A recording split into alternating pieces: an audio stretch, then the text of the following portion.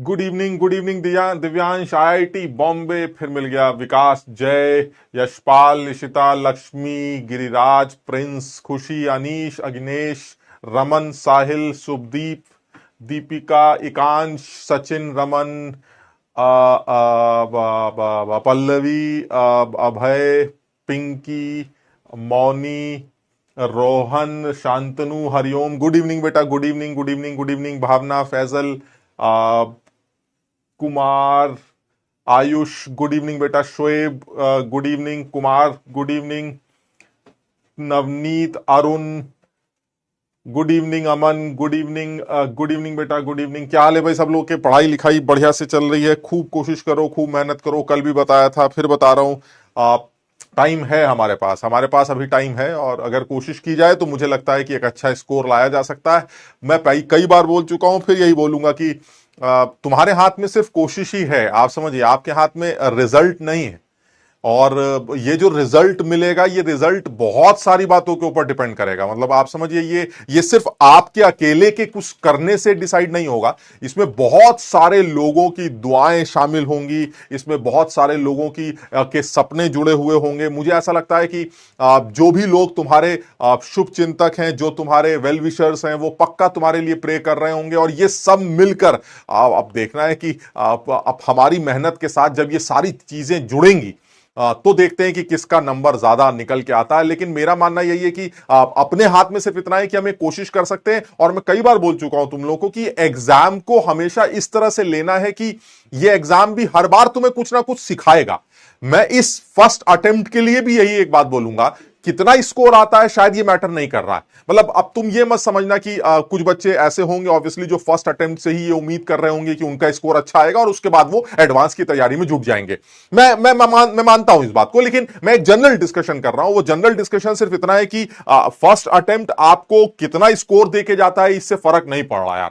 मुझे ऐसा लगता है फर्स्ट अटेम्प्ट देने के बाद फर्क इस चीज से पड़ता है कि उस अटेम्प्ट के देने के बाद आपका कॉन्फिडेंस लेवल क्या है। तो मेरा मानना सिर्फ इतना है कि हर बच्चे के अंदर, जो बच्चा थोड़ा भी सीरियस है और जो अभी तक सीरियस नहीं था, जो अब सीरियस होने जा रहा है, मेरा अपना मानना यह है कि इस फर्स्ट अटेम्प्ट के बाद उसके अंदर अगर इतना कॉन्फिडेंस लेवल आ गया कि यार जब इतना ही किया था तो ये स्कोर आया है, तो अगर मैंने और कोशिश कर ली तो स्कोर में तो बैंड बजा देंगे। तो ऐसे में अगर सिर्फ फर्स्ट अटेम्प्ट आपको इतना ही देके चला गया कि भाई ऐसा है, परेशान मत हो, next attempt all the best, बस जिसको यही समझ में आ गया, तो मुझे लगता है अगला अटेम्प्ट तो वो फोड़ देगा। बाकी ऑब्वियसली फर्स्ट अटेम्प्ट अच्छे होने से एक अलग कॉन्फिडेंस तो बढ़ता ही है, सेकेंड अटेम्प्ट के लिए भी बढ़ जाता है और दूसरा एडवांस लेवल के लिए भी बढ़ जाता है। तो मेरा अपना मानना यही है कि जो लोग इस तैयारी को अपने हिसाब से कर रहे हैं, इस तरह से कर रहे हैं कि उनको खुद लगता है कि फर्स्ट अटेम्प्ट उनका बेहतर है या अच्छा होगा, तो ऐसे में फिर तो बात ही खत्म।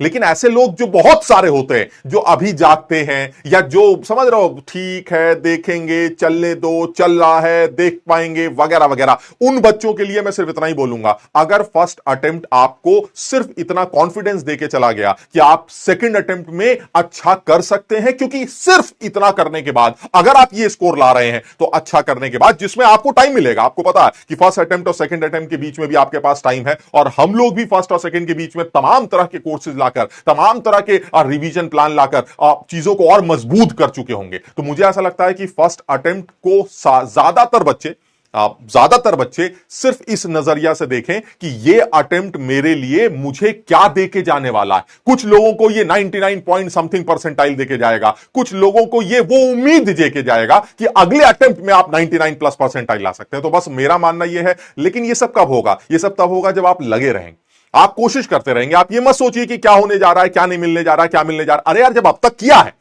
तो बचे हुए दिन में और कर लो। ऐसा तो है नहीं, जैसे मैं कई बार तुमसे कह चुका हूं, जिंदगी तुम्हारी वैसे ही सड़ी हुई है, इसको थोड़ा और सड़ा दो।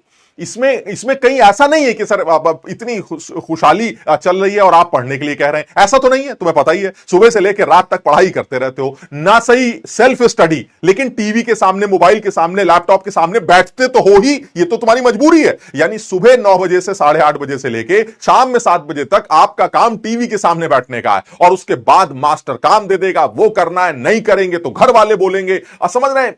आपका खुद का जमीर बोलेगा। मुझे ऐसा लगता है कि जब लाइफ खराब चल ही रही है तो ये बचे हुए टाइम को भी इन्वेस्ट करो, बढ़िया से इन्वेस्ट करो। आप देखेंगे नेक्स्ट अटेम्प्ट, जो फाइनल अटेम्प्ट अभी हमारा जनवरी का होने जा रहा है, ये अटेम्प्ट तुम में से बहुत सारे लोगों को और कुछ नहीं तो खुश तो करके जाएगा ही जाएगा। और अगला अटेम्प्ट जो उसके बाद अप्रैल में होगा, मुझे लगता है उसमें बहुत सारे लोगों के स्कोर ड्रास्टिकली इंप्रूव करेंगे। और ये सब उन लोगों के साथ जो अब से लेके आगे तक सिर्फ कोशिश में लगे रहेंगे। तो मैं फिर वही बोलूंगा यार, कोशिश करोगे तो सब मिल जाएगा। और टीवी, हाँ कुछ बच्चे कह रहे हैं सर टीवी, टीवी का क्या मतलब? अरे भाई टीवी में भी चल जाता है कुछ कुछ, लेकिन आप ठीक है टीवी मत देखो, टीवी की बात नहीं कर रहा, but ultimately TV in the sense कि आप स्क्रीन के सामने बैठे, तो आप सुबह से लेकर शाम तक स्क्रीन के सामने बैठे हैं, कर तो रही हैं, पढ़ाई तो चल ही रही है, माथा तो फूट ही रहा है, कुछ समझ में आ रहा है तो ठीक, नहीं समझ में आ रहा है तो कोशिश कर रहे हैं, कोशिश करने में भी दिमाग लग रहा है। तो सर ये कोई ऐसा कोई बहुत हमारा मनपसंद काम नहीं हो रहा है। और मैं इस बात को एग्री करता हूं, मुझे नहीं पता तुम में से कितने लोग इस बात को एग्री करते हैं, मैं तो एग्री करता हूं। जब मैं तुम्हारे जैसा था तो पढ़ाई मेरे लिए वो फर्स्ट चॉइस नहीं रहती कि आदमी को खुश करने के लिए, मैं अपने आप को खुश करने के लिए पढ़ रहा हूं, ऐसा तो मैं बिल्कुल नहीं था। मैं अपनी बात बता रहा हूं, ऐसा मैं बिल्कुल नहीं था कि मुझे पढ़ने से खुशी मिलती। बस एक काम था जो मुझे करना था, शायद किसी को कुछ करके दिखाना था, शायद पेरेंट्स के लिए करना था, या न जाने किस वजह से, लेकिन करना था। बस अगर करना था तो कर रहे थे, ये सोच के कि ठीक है यार कुछ दिन की बात है, फिर उसके बाद जी लेंगे अपनी जिंदगी। और बस वही एक सोच जो हर बच्चे के अंदर होनी चाहिए। मुझे ऐसा लगता है हर आदमी अगर ऐसी सोच रखता है तो वो कम से कम कोशिश करता रहेगा, उसको ठीक ठाक तरह से अपने मतलब भर का रिजल्ट मिलेगा, जिससे कि उसकी आगे की लाइफ खुशहाल गुजर सकती है।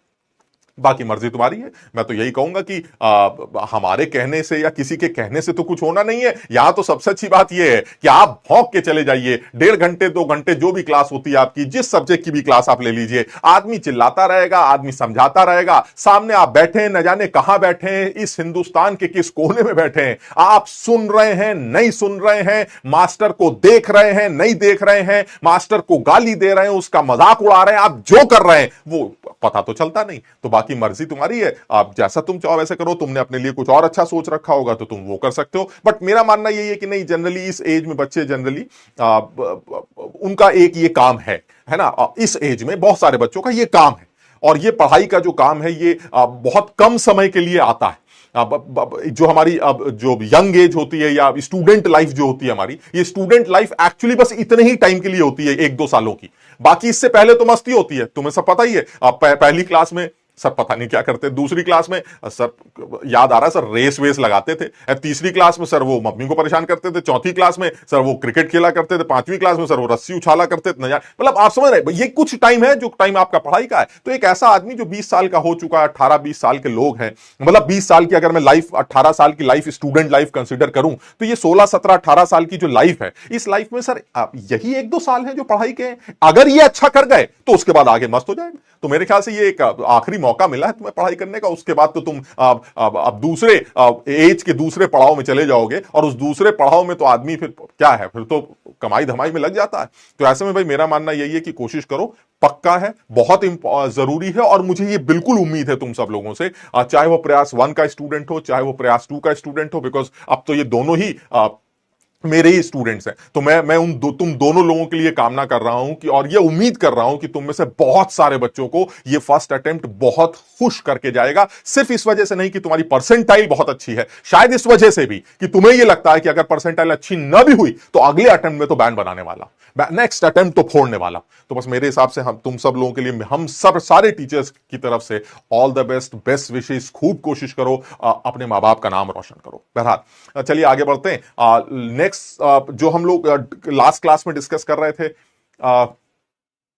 3.0 वाले भी हैं, सॉरी 3.0 वाले भी मेरे स्टूडेंट है। बात तो तुम्हारी सही है, 3.0 की ऑर्गेनिक मंडे से स्टार्ट हो रही। भाई बच्चे पूछ पूछ के थक गए, हम भी थोड़ा सा कंफ्यूजन में थे, थोड़ा सा डिले किया है, बट मंडे से ऑर्गेनिक 3.0, प्रयास 3.0 की ऑर्गेनिक मंडे से स्टार्ट होगी, कमिंग मंडे से। जितना भी टाइम मिलेगा उसमें कोशिश करेंगे चीजों को समझने की। और मुझे ऐसा लगता है ऑर्गेनिक का जो सब्जेक्ट है वो एक ऐसा सब्जेक्ट है जो बहुत स्ट्रेट है, अननेसेसरी उसको बहुत अलग कर देना या बहुत यूनिक बना देना वो समझदारी नहीं लगती। तो मुझे ऐसा लगता है हम सारे टीचर्स की यही कोशिश रहती है कि ऑर्गेनिक सब्जेक्ट को एक दायरे के अंदर पढ़ा जाए, और उस दायरे के अंदर, और वो दायरा ऐसा दायरा होना चाहिए जो हमारे सिलेबस मेंस एडवांस लेवल से मिलता जुलता दायरा हो, और उसके चारों तरफ चीजों को निपटाया जाए। अदरवाइज तो एक वास्ट वास्ट सब्जेक्ट है, इसमें कोई जरूर तुम सब समझते ही हो, कोई भी दवा उठा के देख लो उसमें ऐसा सॉल्ट लिखा रहता है जिसमें तुम समझ जाओगे न जाने क्या चल रहा है, हमने क्या पढ़ा, ये लिखते क्या है। जैसे हमसे भी कभी कोई पूछता है भाई ये जो सॉल्ट है कौन कैसे बनता है, अबे तुम पागल हो गए हो, यहां मुश्किल से बेंजीन बनानी सीखी है, तुम सॉल्ट की बातें कर रहे हो, कैसे कैसे बातें कर रहे हो। तो हम एक दायरे के अंदर चीजों को निपटाने की कोशिश करते हैं और मुझे लगता है इंटरेस्टिंग सब्जेक्ट है। अब पूरी केमिस्ट्री इंटरेस्टिंग है, इंटरेस्टिंग सब्जेक्ट है और इसको समझा जा सकता है। तो मंडे से हम ऑर्गेनिक स्टार्ट करेंगे। 10.0 के भी आए, एक बच्चा शोएब कह रहा है सर इसमें 10.0 के भी बच्चे हैं। शोएब बिल्कुल हो सकता है कि तुमने आगे की बातें अभी बोल दी। आप जितने भी हैं, है ना, जितने भी हैं वो सारे बच्चे आप कोशिश करें 1.0, 2.0, 3.0, 4.0, 5.0 जो भी है वो सारे बच्चे जम के मेहनत करें। और मुझे ऐसा लगता है तुम सारे लोग इतनी मेहनत करते हो, इसमें कोई दो राय नहीं है कि इस टाइम पर भी जो बच्चा क्लास कर रहा है या जो बच्चा रिकॉर्डेड क्लास देखता है रेगुलरली, मुझे लगता है कि वो शाबाशी का पात्र है और उसको इतनी मेहनत का सिला या फल जरूर मिलना चाहिए। ठीक, चलिए आगे बढ़ते हैं। नेक्स्ट पॉइंट पर आते हैं। लास्ट क्लास में जो हम लोगों ने डिस्कस किया था उसमें मैंने तुमको बताया था, मैंने कुछ एक आध होमवर्क तुम्हें दिए हैं। तो मैं चाह रहा था कि अब जैसे हमने कल 10-15 सवाल, 10 जो भी सवाल दिए थे होमवर्क के, उसमें से 1-2 सवाल लेके डेली के डेली उसको कंप्लीट करेंगे। तो ये सवाल एक दिया गया था और मुझे लगता है तुम में से बहुत सारे बच्चों ने किया भी होगा। हाँ यार, अब जब भी स्टार्ट होनी थी यार समझा करो बात को, अब मंडे से स्टार्ट हो रही है, अब इसमें मत पकाओ यार कि सर ये 12 अक्टूबर से 18 अक्टूबर से चालू होनी थी, आपने 22 अक्टूबर से चालू कर दी। अबे तो गलती हो गई, माफ कर दो और क्या बोलें। अब जब हो रही है सो हो रही है, अब जब हो रही है इसमें क्या दिमाग लगाना है। चलिए खैर, तो अब यहां पर आते हैं। ये सवाल कुछ किया है तुम लोगों ने, हाँ 150 बहुत सारे बच्चों ने इसका आंसर 16/18। 16/18, अबे पी के आए हो क्या, कैसी कैसी बातें कर रहे हो। इस सवाल का आंसर देखिए क्या कह रहे हैं ये। आप ये सवाल क्यों अच्छा लगता है, ये सवाल सिर्फ इसलिए अच्छा लग रहा है आप क्योंकि हमारे इम्तिहान में एक तो पूछा गया, ये वही इम्तिहान है जिसके बारे में अभी हम भौंक रहे थे। ठीक, तो ये एग्जाम 2023 में जेईई मेंस का 30 जनवरी, मुझे नहीं पता सही लिखा है कि नहीं लिखा है, लेकिन ये ऐसा है। ठीक, तो ऐसे में ये पूछना चाह रहे हैं कि भाई ये बताइए क्या आप, अब देखो फिर वही वाली बात आ रही है, एडियाबेटिक प्रोसेस से में वर्क डन कैलकुलेशन या टेम्परेचर के चेंजेस को वो हमसे पूछ रहा है। समझ रहे बात को। तो एडियाबेटिक प्रोसेस में इस तरह के जो चेंजेस है उसमें टेम्परेचर ड्रॉप करेगा, टेम्परेचर इंक्रीज करेगा वगैरह वगैरह। ये सिर्फ किसके ऊपर डिपेंड करेगा, ये सिर्फ वर्क के ऊपर, क्योंकि खाना पीना तो है नहीं, बात समझ लो, खाना पीना तो कुछ है नहीं, क्योंकि एडियाबेटिक प्रोसेस है, दीवारें इंसुलेटेड हैं, तो खाने पीने के लिए तो मनाही है। लेकिन अब इसका यह मतलब नहीं है कि हम काम नहीं करेंगे, काम तो हम कर सकते हैं सर, हमारे ऊपर भी काम किया जा सकता है, हम भी काम कर सकते हैं, यानी सिस्टम वर्क कर सकता है। इसके लिए खाना पीना जरूरी नहीं है। उसका रीजन है कि सिस्टम के पास भी कुछ स्टोर्ड एनर्जी है।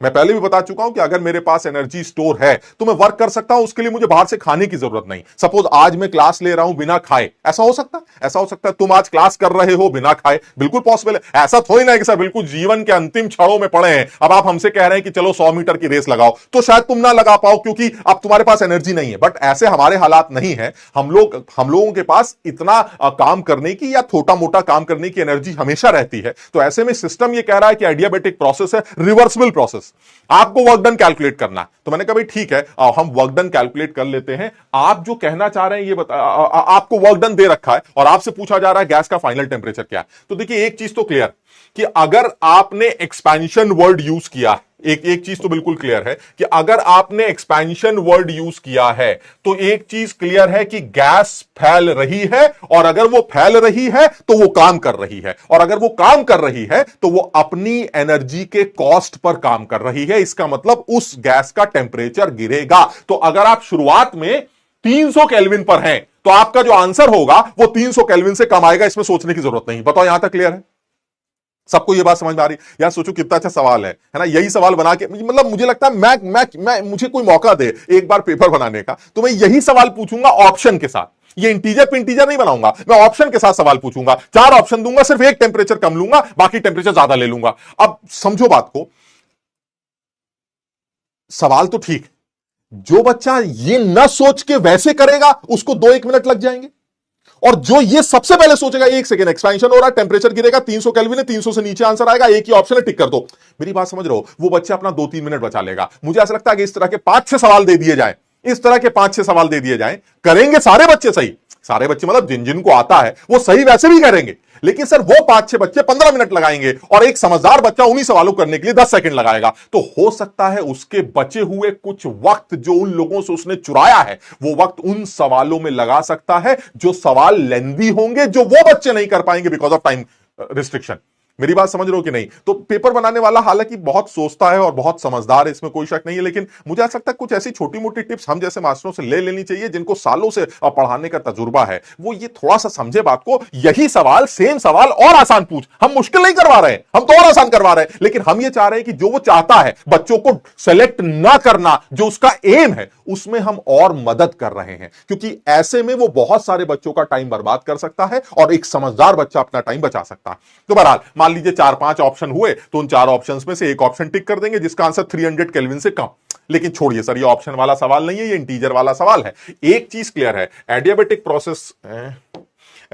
प्रोसेस के बारे में एक चीज तो क्लियर है कि एडियाबेटिक प्रोसेस चाहे वो रिवर्सिबल हो चाहे इररिवर्सिबल हो, एक चीज क्लियर है कि क्यू के बारे में बात नहीं होती, हीट का लेन देन नहीं। तो ये तो क्लियर हो गया कि सर जो हमारी इंटरनल एनर्जी चेंज होगी वो वर्क डन के बराबर होगी। चलिए हम आपकी बात मानते हैं, internal energy change work done के बराबर है, और इंटरनल एनर्जी चेंज जो होगा हमारा उसमें हम सब जानते हैं कि अगर एक आइडियल गैसेस सिस्टम है जिसमें मॉलिक्यूलर इंटरेक्शंस चेंज नहीं हो सकते क्योंकि आइडियल गैस है, तो ऐसे में डेल्टा यू को NCV/dt से डिनोट किया जा सकता है। That is NCV T2 minus T1 बिल्कुल लिख सकते हैं, and this is equal to work done which is equal to minus P external V2 minus V1। चलिए तो बड़ा अच्छा हो गया। तो सर ऐसे में वर्क डन की वैल्यू आपने ऑलरेडी दे रखी है, तो इतना दिमाग ना लगा कि वर्क डन हमें 3 किलो जूल दे रखा है। तो अगर वर्क डन हमें 3 किलो जूल दे रखा है और गैस क्योंकि वर्क कर रही है तो बात हो चुकी है, this is the magnitude of the work done by the gas, so it will be minus, so this will be minus 3000। 3 kilo joule का मतलब 3000 जूल। माइनस में क्यों माइनस में? इसलिए माइनस में क्योंकि गैस वर्क कर रही है, क्योंकि ये एक्सपेंशन का प्रोसेस है। एक्सपेंशन मतलब work done by the gas, work done by the gas. और हम सब जानते हैं कि सिस्टम जब वर्क करता है तो केमिस्ट्री में सिस्टम को क्योंकि इंपॉर्टेंस कम दी जाती है इसलिए वो वर्क डन नेगेटिव ले लिया जाता है। This is minus 3000। बाकी सारी वैल्यूज दे रखी हैं, आप चेक कर सकते हैं। यहां से फाइनल टेम्परेचर आप कैलकुलेट कर लीजिएगा, ये 150 केल्विन निकल के आए। क्या मेरी बात समझ में आई? क्या सब लोग इस बात को समझ पाए कैसे किया मैंने? सारी वैल्यू दे रखी है भाई, मोल शोल सब दे रखे हैं, सवाल में 1 मोल दे रखा है, CV की वैल्यू दे रखी है, सीधे वैल्यू पुट करेंगे। T2 माइनस T1 में T2 को T2 छोड़ देते हैं, T1 को 300 रख देते हैं, T2 कैलकुलेट करेंगे, 150 निकल के आएगा। आसान है। आई कैन डू इट कह रहे हैं सर, महाफर्जी सवाल है। दोस्त यही तो बताना चाह रहे हैं, ये तुम्हारे ही इम्तिहान का सवाल है, ये उसी इम्तिहान का सवाल है जिसको देखकर सूखा करते हैं, जिसको देखकर आज भी तमाम बच्चे अब दुनिया भर के सोशल मीडिया पर, इंस्टाग्राम पर मुझे मैसेज कर रहे हैं, सर घबराहट हो रही है, सर मोमेंटम ब्रेक हो गया है, सर 3 महीने बचे हैं, घबराहट होती है, डर लगता है, सर वो अंदर से अजीब सा। अबे तुम गजब आदमी हो, जिस इम्तिहान की तुम तैयारी करो उसमें दम ही नहीं है तो घबराहट किस बात की? वो वाली तो होनी है, तो हो नहीं समझ रहे बात को, उतनी घबराहट तो होनी है। अगर वो नहीं हो रही है तो फिर हमें डाउट है, डॉक्टर को दिखाओ, क्योंकि हर नॉर्मल ह्यूमन बीइंग के अंदर उस चीज से डर हमेशा बना रहता है जो चीज उसके लिए महत्वपूर्ण होती।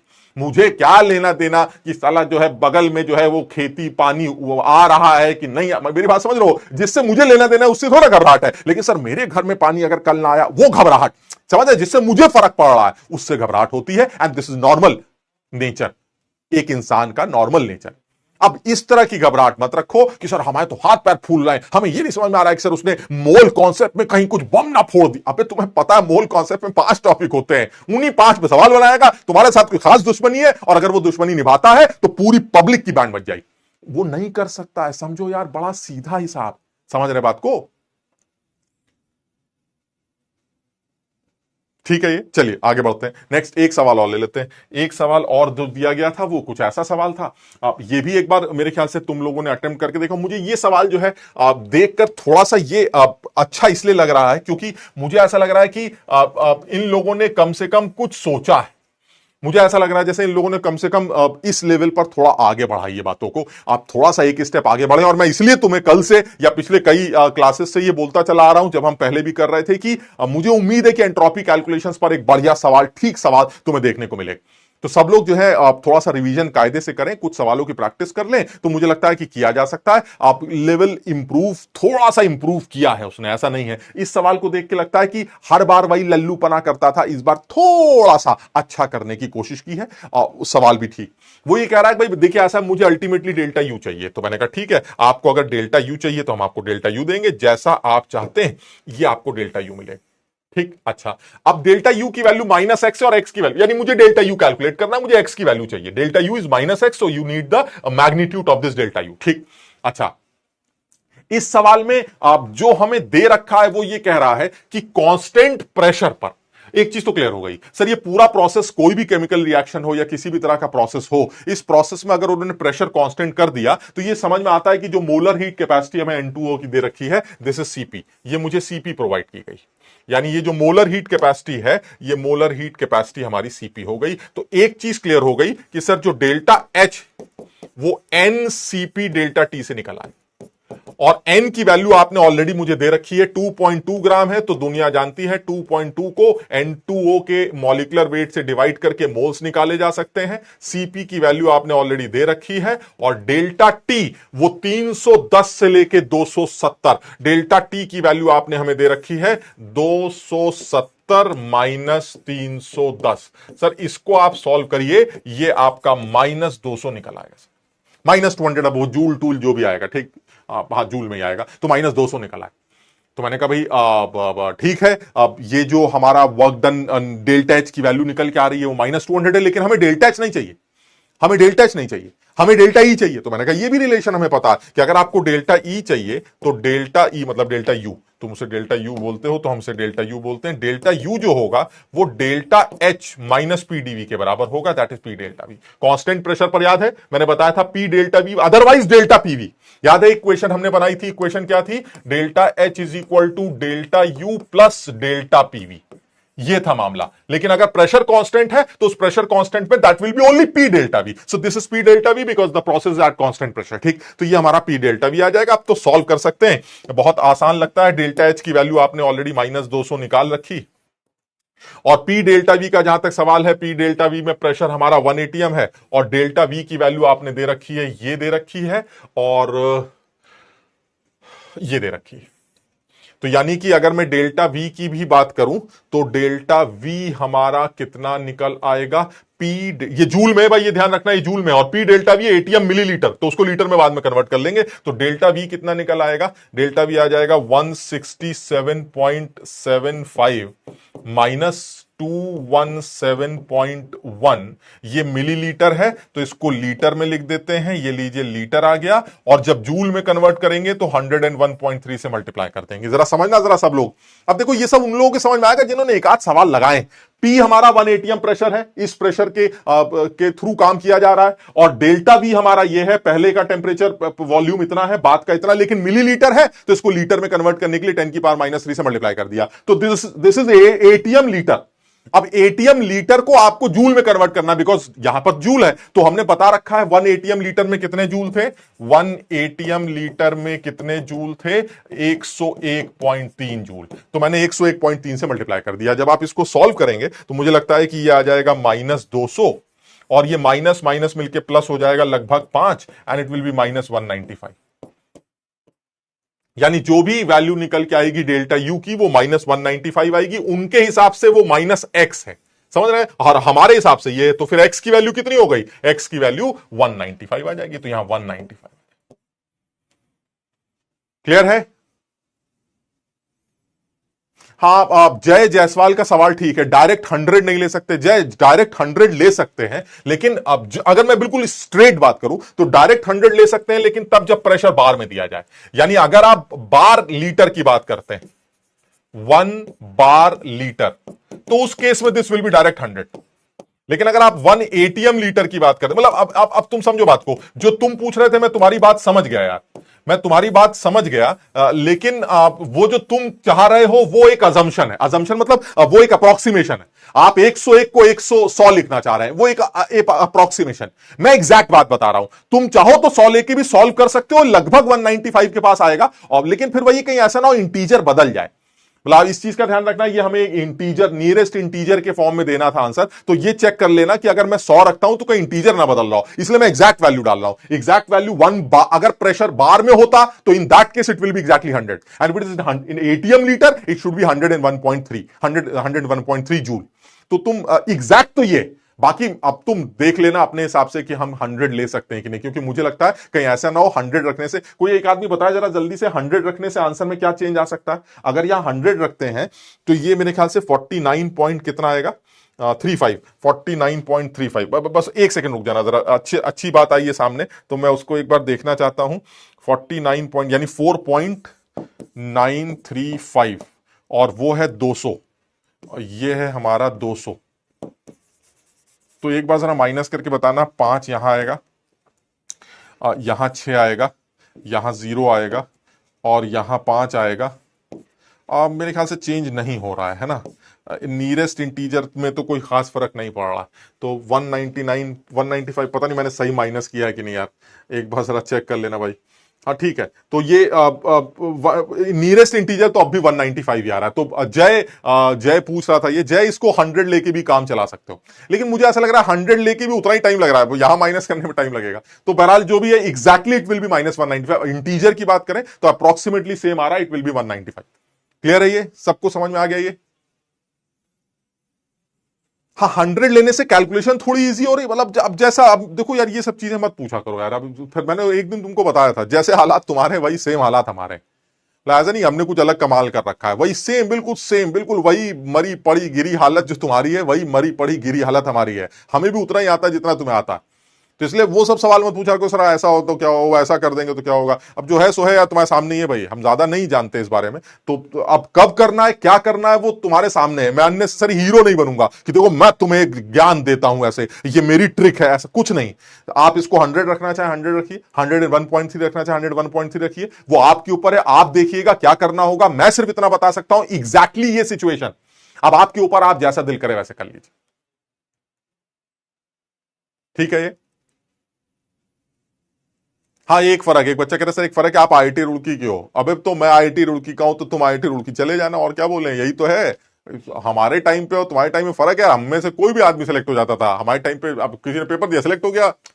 तुम्हारा टाइम अलग है, अब कंपटीशन अच्छा है, मस्त है, मेहनत करनी है, हालांकि पेपर आसान है, बट फिर भी देखा जाए।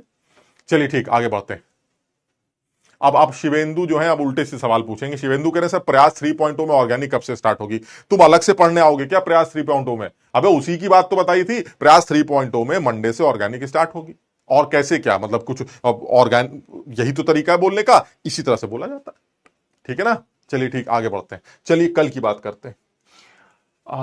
चलिए जिस बारे में बात कर रहे थे उसी की बात कर लेते हैं जल्दी से। इस कल हम लोग ने कुछ बच्चों ने मैसेज भी करके बोला था, मुझे देख के अच्छा लगा। हालांकि कल हम लोग ने ऐसा कोई कमाल नहीं किया था, लेकिन फिर भी कुछ बच्चों ने बोला सर केमिकल इक्विलिब्रियम को पढ़ने का एक अच्छा तरीका आपने दिखाया है कि केसी क्या है, केपी क्या है, इनको आपस में लिंक कैसे किया जाता है, इनको डिराइव कैसे किया। फिर आपने एक जनरल फॉर्मूला केपी केसी का बताया, फिर आपने बताया कि केपी कहां डिफाइंड ही नहीं होता और जबरदस्ती आप केपी केसी आरटी का रिलेशन निकाल के बड़े चले आते हैं। तो वहां तक कुछ बच्चों ने इंस्टा पर भी मैसेज किया था कि सर ये बात बड़ी इंटरेस्टिंग लगी कि हम सोल्यूशन फेज में अगर कोई रिएक्शन अगर इन्वॉल्व हो रहा है, यानी किसी भी प्रॉपर रिएक्शन में सोल्यूशन फेज कहीं पर भी इन्वॉल्व हो गया, चाहे रिएक्टेंट साइड में, प्रोडक्ट साइड में, दोनों साइड में, कुछ भी, अगर मुझे कहीं भी सोल्यूशन दिख गया तो एक चीज क्लियर है सर, मुझे केपी से लेना देना ही नहीं, मुझे केपी से कोई मतलब ही नहीं होगा। तो ऐसे में आप रिलेशन की बातें मत करिए। ठीक। दूसरी बात, कम से कम एक गैस का होना भी जरूरी है सर। अगर गैस ही नहीं होगी तो प्रेशर कैसे लिखेंगे, और जब पार्शियल प्रेशर ही नहीं लिखेंगे तो फिर केपी कैसे डिफाइन करेंगे? यानी केपी के लिए क्या बोला गया है? केपी के लिए बोला गया है कि उस इक्विलिब्रियम का केपी डिफाइंड है जिनमें कम से कम एक गैस फेज हो एंड एक भी सोल्यूशन फेज न हो। ऐसे में जो है आप केपी डिफाइन कर सकते हैं, और ऐसे में आप Kp is equal to Kc RT delta NG को इस्तेमाल कर सकते हैं। मेरी बात सब लोग समझ रहे हैं? अरे आंसर ही देने में लग गया तुम, अरे बात तो सुनो, इतनी देर से आदमी बड़बड़ा रहा है, तुम अपना आंसर दे रहे हो। चलिए बहुत बढ़िया, बहुत सारे बच्चे आंसर दे रहे हैं। इसका आंसर बी, इसका आंसर बी है, बिल्कुल सही। और ये आप खुद भी निकाल के देख सकते हैं कैसे करना है सर, बहुत ही आसान सवाल है ये। लॉग केपी, ये तो गणित का सवाल लगता है, by Kc is equal to minus log RT. अब इसमें क्या केमिस्ट्री लगानी है, इससे पता चल रहा है कि Kp is equal to KC RT raise to power -1। अब देखो, अगर यहां पर तुम्हें कुछ कमी लगती है तो अब इसमें हम कुछ नहीं कर सकते, क्योंकि यहां से यहां का जो कन्वर्जन है ये गणित है, और गणित हमारी से ज्यादा तुम्हारी मजबूत। बात समझो, तुम्हें गणित ज्यादा आती तो तुम इतने आप समझ सकते हो। और इसको देख के ऐसा लगता है कि सर ये डेल्टा एनजी की जो वैल्यू, ये डेल्टा एनजी -1। अब आप देख लीजिए, इनमें से कोई भी आपको डेल्टा एनजी डेल्टा एनजी इनमें से 1 जहां दिखता है -1। अब देखो ऐसा, इसमें अब तुम ये कह सकते हो सर इसमें कहीं कुछ लिखा तो है नहीं। अब ठीक है, थोड़ा सा अंदाजा लगा लेते हैं, PCl5 गैसियस फेज है, ये सारे गैसियस फेज ही हैं, तो ऐसे में सर हमें बिल्कुल साफ दिखाई दे रहा है, और हमने इनका नाम भी सुना है सर, गैसी होती हैं सारी की सारी। तो ऐसे में सर इन इक्विलिब्रियम्स में जो डेल्टा एनजी -1 आ रहा है वो सिर्फ सेकंड इक्विलिब्रियम में आ रहा है, तो सेकंड टिक कर देंगे, हाथ खत्म करिए। ठीक है, ये समझ में आ गया। चलिए नेक्स्ट सवाल ले लेते हैं, एक और सवाल करते हैं। इसमें क्या कहना चाह रहे हैं सर, ये हमारे इम्तिहान का सवाल है, ये देख रहे हैं, वो घबराहट होती है सर, डर डर लगता है, डर लो समझ लो। तो इनसे डर लगता है, इन सब एग्जाम्स, इन सवालों से डर लगता है। सवाल देखिए क्या कह रहे हैं कि इस रिएक्शन के लिए Kp Kc में RT की पावर x है और x की वैल्यू बताइए। मतलब अब क्या बोले, चलिए ठीक है, तो x की वैल्यू बता सकते हैं सर। x की वैल्यू में सारे गैस हैं तो यहां 1 आ जाएगा, यहां 1 है और यहां पर, यानी डेल्टा एनजी जो होगा हमारा वो 1 में से माइनस करके निकलेगा 1 + हाफ, और साफ दिखाई देता है कि 1 में से जब आप इसको माइनस करेंगे तो ये -½ आएगा, यानी x की वैल्यू जो है वो -½ आ रही। बताइए इसमें क्या करना है, कुछ है ही नहीं।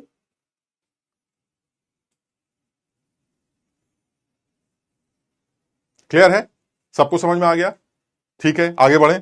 अच्छा, कल वाली बात भी सब लोगों को याद है कि जब कभी भी Kp Kc RT delta NG का रिलेशन पर सवाल आएगा, न्यूमेरिकल बन सकते हैं, चलिए न्यूमेरिकल वाली बात अभी हम कर लेंगे, बट जब कभी डायरेक्ट ही पूछा जाएगा कि किस जगह पर Kp के इतना है, Kc इतना है, तो आप सबसे पहले किसको इग्नोर मार दीजिएगा, सोल्यूशन वाले को। जहां आपको सोल्यूशन दिखे काट दीजिए, उसको कुछ करना ही नहीं। आप प्योर लिक्विड की बात नहीं कर रहे, सोल्यूशन की बात कर रहे हैं, आप सोल्यूशन को हटा दीजिए। जैसे ही वहां SOL लिखा आया, आपने उसको हटा दिया कि भाई मुझे इस इक्विलिब्रियम से मतलब ही नहीं। बाकी जो बचे हुए इक्विलिब्रियम्स हैं उसमें चेक कर लीजिएगा, क्योंकि मुझे ऐसा लगता है अगर सवाल बनाता है, इस लेवल पर भी सवाल बनाता है, हालांकि पता नहीं क्यों नहीं सुनते मेरी बातें, इस लेवल पर अगर उसने सवाल बनाया तो वो सोल्यूशन वाला जो केस होगा ना, उसमें डेल्टा एनजी पक्का मैच कर रहा होगा जो वो चाहता है, जैसे कल मैंने किया था। बात समझ रहे हो, तो वो ज्यादातर बच्चे उसको टिक कराएंगे, बस वहीं गड़बड़ हो जाएगी, वहीं फंस जाएगा मामला। समझ रहे हो बात को, तो जहां तुम्हें सोल्यूशन दिखाई दे उसको हटा दो, फिर बाकी बचे हुए में अपना काम चला। आगे बढ़े भाई। वाई, प्रियांशु पूछ रहा why sir, why. Doubt box check कर लीजिए सर, जब आप लोग ने इतना खर्चा किया है डाउट बॉक्स बनाने का, तो एक बार देख लीजिए। लव कुश कह रहे हैं anyone can define what is chip. Sir delta NG कैसे निकाला, डेल्टा एनजी कैसे निकाला, प्रेरणा के लिए धन्यवाद। डेल्टा एनजी, सचिन कह रहे हैं मैं भी आपसे बहुत प्यार करता हूं सर, सुनिए ना, नीरज सुनाइए ना। पीयूष, कोई भी आईटीएन ये कभी नहीं मानेगा कि किसी और साल का पेपर उनके पेपर से ज्यादा टफ है, सर को ही देख लो। किसी और साल का पेपर उनसे ज्यादा टफ। अच्छा सर, कैपेसिटी में प्रेशर कांस्टेंट हुआ तो इंटरनल एनर्जी क्या होगा। प्रेशर कांस्टेंट है तो आपको इंटरनल एनर्जी ही तो कैलकुलेट करनी है, तो प्रेशर कांस्टेंट से आपने डेल्टा एच निकाल लिया, और डेल्टा एच से डेल्टा ई निकाल लिया, डेल्टा यू निकाल लिया। ठीक, हैप्पी बर्थडे आशीष कह रहा है, हैप्पी बर्थडे आशीष। तुम्हें गलत याद है बेटा, तुम्हें किसी और सर का बर्थडे याद आ रहा है। चलिए ठीक, तो ये डेल्टा एनजी की वैल्यू कैसे निकाली। देखो डेल्टा एनजी होता है प्रोडक्ट के गैसियस मोल्स माइनस रिएक्टेंट के गैसियस मोल्स। अब तुम ऐसे काम कर रहे हो जिससे आदमी जो है, क्योंकि इतने बड़े प्लेटफॉर्म पे गाली गलौज भी नहीं अलाउड है, समझ रहे हो बात को, तो हम कुछ कर ही नहीं सकते, तो तुम इस चीज का फायदा उठा रहे हो। हम अब डेल्टा एनजी के लिए कहना चाह रहे हैं, डेल्टा एनजी जो होता है वो होता है gaseous moles of product side minus gaseous moles of reactant side. तो रिएक्टेंट साइड में जितने भी गैसियस मोल्स हैं वो ले लो, और प्रोडक्ट साइड में वो ले लो। तो प्रोडक्ट साइड में कितने गैसियस मोल है, यहां तो एक ही है बस, और रिएक्टेंट साइड में आधा ये है और एक ये, तो टोटल कितना होगा, 1.5 ये होगा, ये एक है, तो प्रोडक्ट माइनस रिएक्टेंट, तो 1 - 1.5, 1 - 1.5 कितना होता है, -½ तो -½ हो गया। क्लियर है ये। हाँ, तुम लोग तो दे सकते हो, तुम लोग दे सकते हो, तुम लोग तो गाली गलौज कर सकते हो, तुम लोग की तो आदत ही है। अब बहरहाल आगे बढ़ते हैं, चलिए नेक्स्ट पॉइंट पर आते हैं। नेक्स्ट पॉइंट इंपॉर्टेंट है। यार चलो यार जल्दी से ये भी कर लो यार। Which of the following equilibrium Kp Kc are not equal, Kp Kc are not equal, जहां बराबर नहीं है। यहां तो डेल्टा कहां बराबर होते हैं, Kp is equal to Kc R T delta NG. तो जहां डेल्टा एनजी की वैल्यू 0 है वहां पर केपी केसी बराबर। बात मानते हो कि नहीं, केपी बराबर केसी, यानी अगर डेल्टा एनजी 0 है तो केपी केसी बराबर होगा। ऐसे में डेल्टा एनजी जहां 0 नहीं है वहां KP will not be equal to KC. तो बस हमें अगर यह चेक करना है कि केपी केसी का बराबर नहीं है तो हमें यह चेक करना है। अब आप चेक कर लीजिए डेल्टा एनजी 0 कहां नहीं है। सर ये तो बेकार हो गया, यहां तो डेल्टा एनजी 0 है। एक और एक, दो और दो लीजिए, सड़ गया, ये भी सड़ गया। इधर आते, ओहो ये भी सड़ गया। इधर आते दो, सर दो और ये एक गैस, समझ लो बात को, ये सॉलिड है। ये एक गैस ये हो गई, दो गैस ये हो गई और केपी भी डिफाइंड होगा 2-1। डेल्टा एनजी की वैल्यू यहां 0 नहीं है, और अगर यहां 0 नहीं है तो यही आंसर होगा मेरा, बड़ा आसान, डी। शाबाश। अबे मुझसे पहले तो तुम ही लोग कर लेते हो यार, बहुत बढ़िया, शाबाश।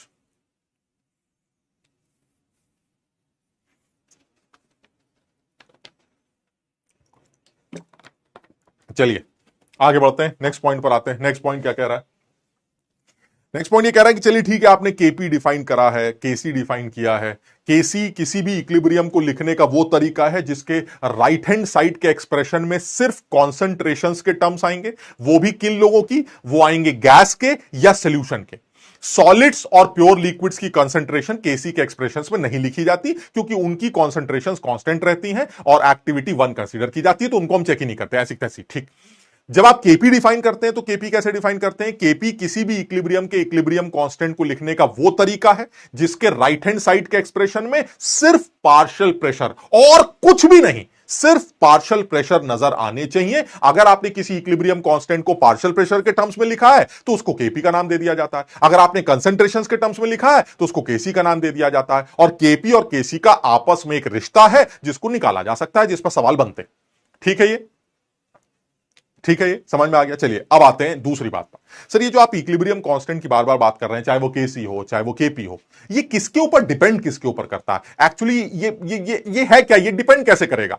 तो बड़ा सीधा सा आंसर ये है, सिर्फ और सिर्फ वो टेम्परेचर पर डिपेंड करेगा, और इससे ज्यादा मैं दिमाग नहीं लगाऊंगा। ठीक, यानी मैं बिल्कुल सीधी बात बोल रहा हूं कि किसी भी गिवन इक्विलिब्रियम का इक्विलिब्रियम कांस्टेंट, चाहे वो केसी हो चाहे वो केपी हो, आगे चल के केडब्ल्यू बनेगा और आगे चल के के बनेगा, उसके साथ में केबी बनेगा, फिर वो केएसपी बनेगा, फिर वो केएच बनेगा, सर वो के एफ बनेगा, न जाने वो क्या बनेगा। लेकिन अगर वो कैपिटल के है सर, तो बस आप समझ लीजिएगा वो टेम्परेचर डिपेंडेंट है, इससे ज्यादा इसमें बात ही नहीं करनी। यानी कोई भी इक्विलिब्रियम का जो इक्विलिब्रियम कांस्टेंट है, किसी गिवन इक्विलिब्रियम का जो इक्विलिब्रियम कांस्टेंट है, it is only temperature dependent. अगर टेम्परेचर कांस्टेंट है तो इक्विलिब्रियम कांस्टेंट की वैल्यू कांस्टेंट है, इर्रिस्पेक्टिव। आपने डब्बा बड़ा ले लिया, आपने डब्बा छोटा ले लिया, आपने लोगों को बढ़ा दिया, आपने लोगों को गिरा दिया, आप प्रोडक्ट से स्टार्ट कर रहे हैं, आप रिएक्टेंट से स्टार्ट कर रहे हैं, आपको जो करना है कर लीजिए। जब वो पर्टिकुलर इक्विलिब्रियम जिसकी आप बात कर रहे हैं अगर वो स्टैब्लिश होता है तो आप समझ लीजिएगा उस इक्विलिब्रियम का इक्विलिब्रियम कांस्टेंट अगर 50 है तो वो 50 ही रहेगा, अगर टेम्परेचर कांस्टेंट रखा गया है तो।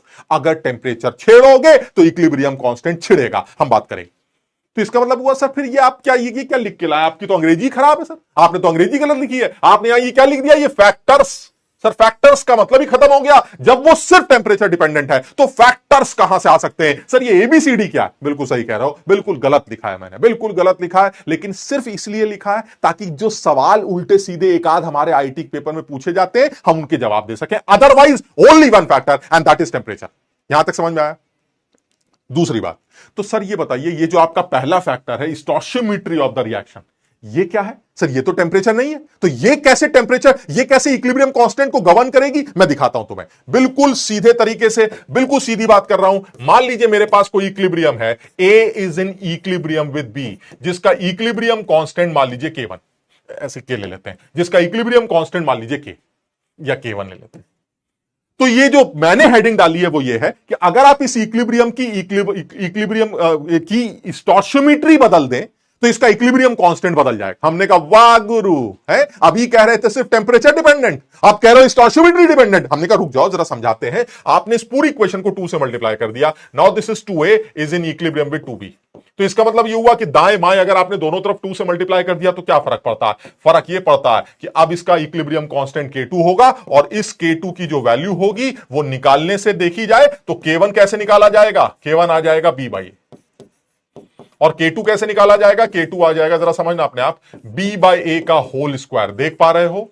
B/A का whole square, because B square upon A square. और देख के लग रहा है B/A की वैल्यू अगर K1 डाल दें तो it will be K1 square. So that means K2 is K1 square. क्या कहना चाह रहे हैं कि जो न्यू K होता है वो पुराने वाले K के ऊपर जो जिस स्टोइचियोमेट्रिक कोफिशिएंट से आपने मल्टीप्लाई किया है वो पावर में चढ़ा के निकाला जाता है, यानी K ओल्ड मल्टीप्लाइंग फैक्टर।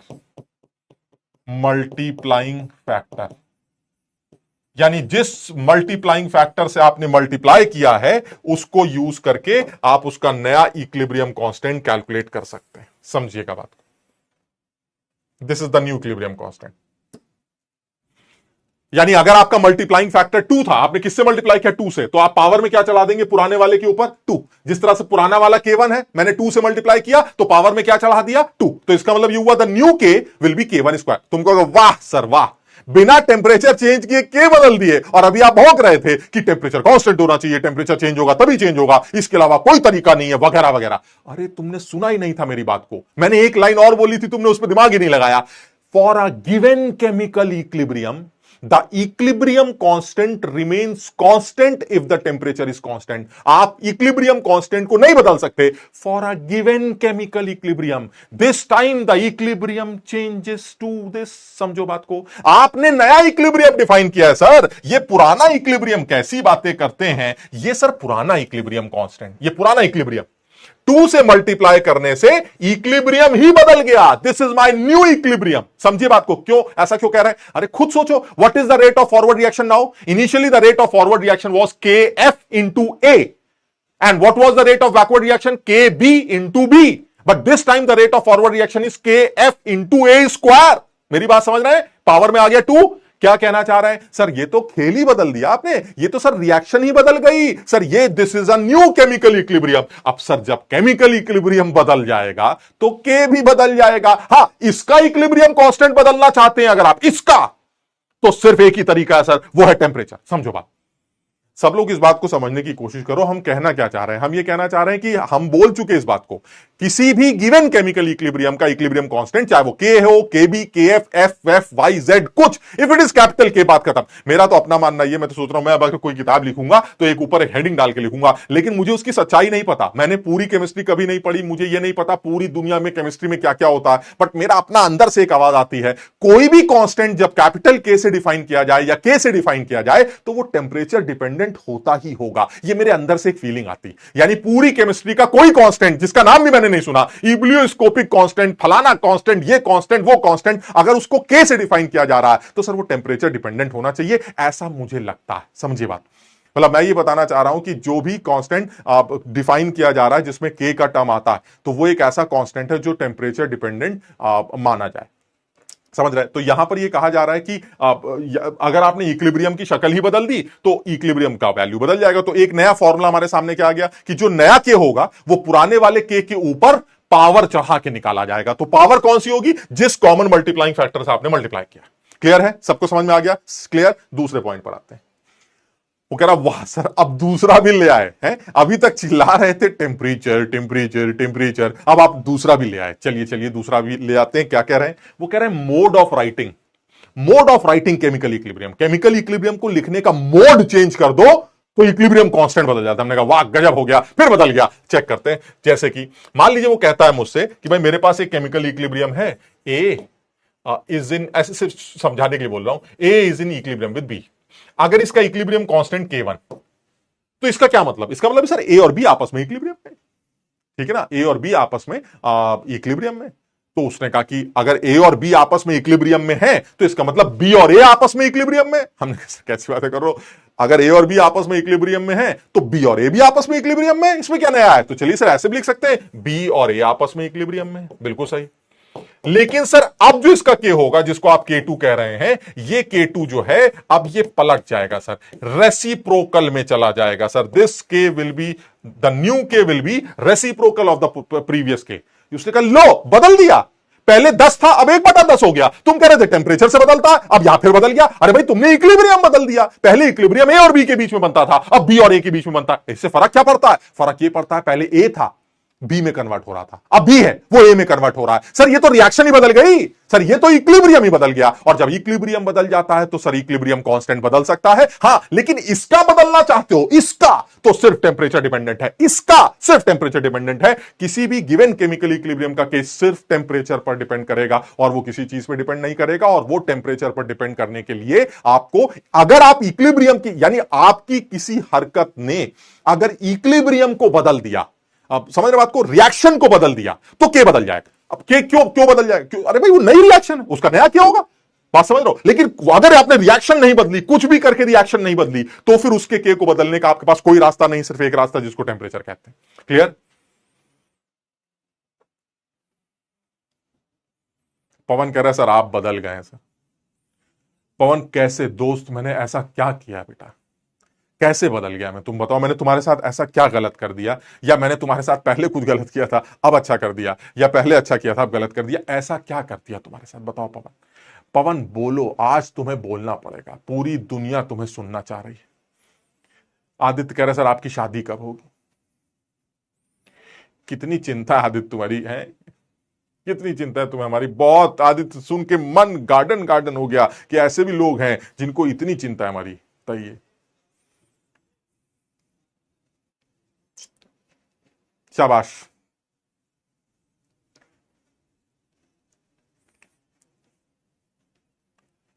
चलिए ठीक, आगे बढ़ते हैं। अब सर, अब देखिए एक चीज तो है कि जो जो समझ में आ रहा है कि जब कभी भी किसी इक्विलिब्रियम को किसी कॉमन मल्टीप्लाइंग फैक्टर से मल्टीप्लाई करके शक्ल बदलने की कोशिश की जाती है तो उसका के पावर में नया चढ़ा के बना दिया जाता है। और अगर आप उसका मोड बदल दें, यानी यहां से यहां की जगह उल्टा लिख दें, तो के रेसिप्रोकल में चला जाता है। सर इसके ऊपर सवाल पूछे जाते हैं। लीजिए एक सवाल हमारे सामने है, बिल्कुल बिल्कुल फर्जी सवाल है, जल्दी से आंसर बता दो, बिल्कुल आगे बढ़ना है फटाफट।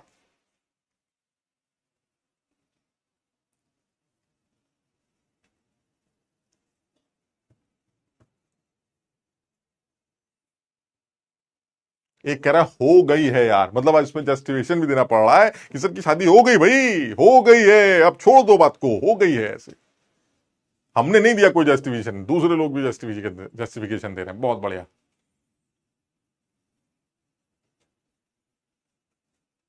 ठीक है, जल्दी से बताओ। अब बताइए कितना आसान। एच आई जो है वो ये इक्विलिब्रियम बना रहा है और वो कह रहा है मुझे इसका चाहिए। अब जरा समझिए, अच्छा सवाल है यार, तो अच्छा सवाल है। कैसे? सर अगर ये इक्विलिब्रियम आपने बना रखा है, देखो अब इसको मैं ऐसे लिखता हूं, सब लोगों के समझ में भी आ रहा होगा। एच आई जो है वो इक्विलिब्रियम बना रहा है H2 के साथ और I2 के साथ। चलिए ठीक, तो अब मुझे जो चाहिए वो चाहिए H2 और I2 गिव्स 2HI का इक्विलिब्रियम कांस्टेंट। ठीक, तो एक काम करते हैं, मैं सबसे पहले इस इक्विलिब्रियम को 2 से मल्टीप्लाई कर देता हूं। तो अगर मैं इसको 2 से मल्टीप्लाई, और इसका के की वैल्यू कितनी दे रखी है, इसका के दे रखा है 8। तो अगर मैं इसको 2 से मल्टीप्लाई करता हूं तो ये क्या आ जाएगा, ये आ जाएगा H2 प्लस I2। अब क्योंकि आपने 2 से मल्टीप्लाई किया है तो जो नया के आएगा वो पुराने वाले के पर पावर चढ़ा के निकाल लिया जाएगा। बताओ समझे?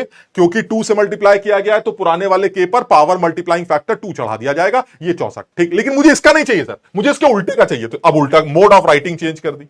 जब आपने मोड ऑफ राइटिंग चेंज कर दी तो ये उल्टा हो जाएगा। लेकिन मोड ऑफ राइटिंग चेंज करने से सर रेसिप्रोकल का मामला चलता है, सर ये रेसिप्रोकल में चला जाएगा, 1/64 इसका आंसर आ जाएगा। समझिए बात। अब ये आपको, अब तुम समझ रहे हो कि इसमें मैं कोई तुम्हारी मदद नहीं कर सकता, मैं कोई अकल नहीं लगा सकता। ये तुम्हें अपने आप सोचना है कि गिवन इक्विलिब्रियम तक आप कैसे पहुंचेंगे, गिवन इक्विलिब्रियम तक आप पहुंचेंगे कैसे, ये आपको डिसाइड करना है। आपको जो दे रखा है उसको यूज करिए, जहां तक आपको पहुंचना है वहां तक पहुंचिए। उसके लिए क्या करना है कि अगर आपको उल्टा करना है तो के को पलट देना, अगर आपको किसी कॉमन मल्टीप्लाइंग फैक्टर से मल्टीप्लाई करना है तो आप पावर में के की पावर में चढ़ा दीजिए। क्या ये बात सबके समझ में आ गई?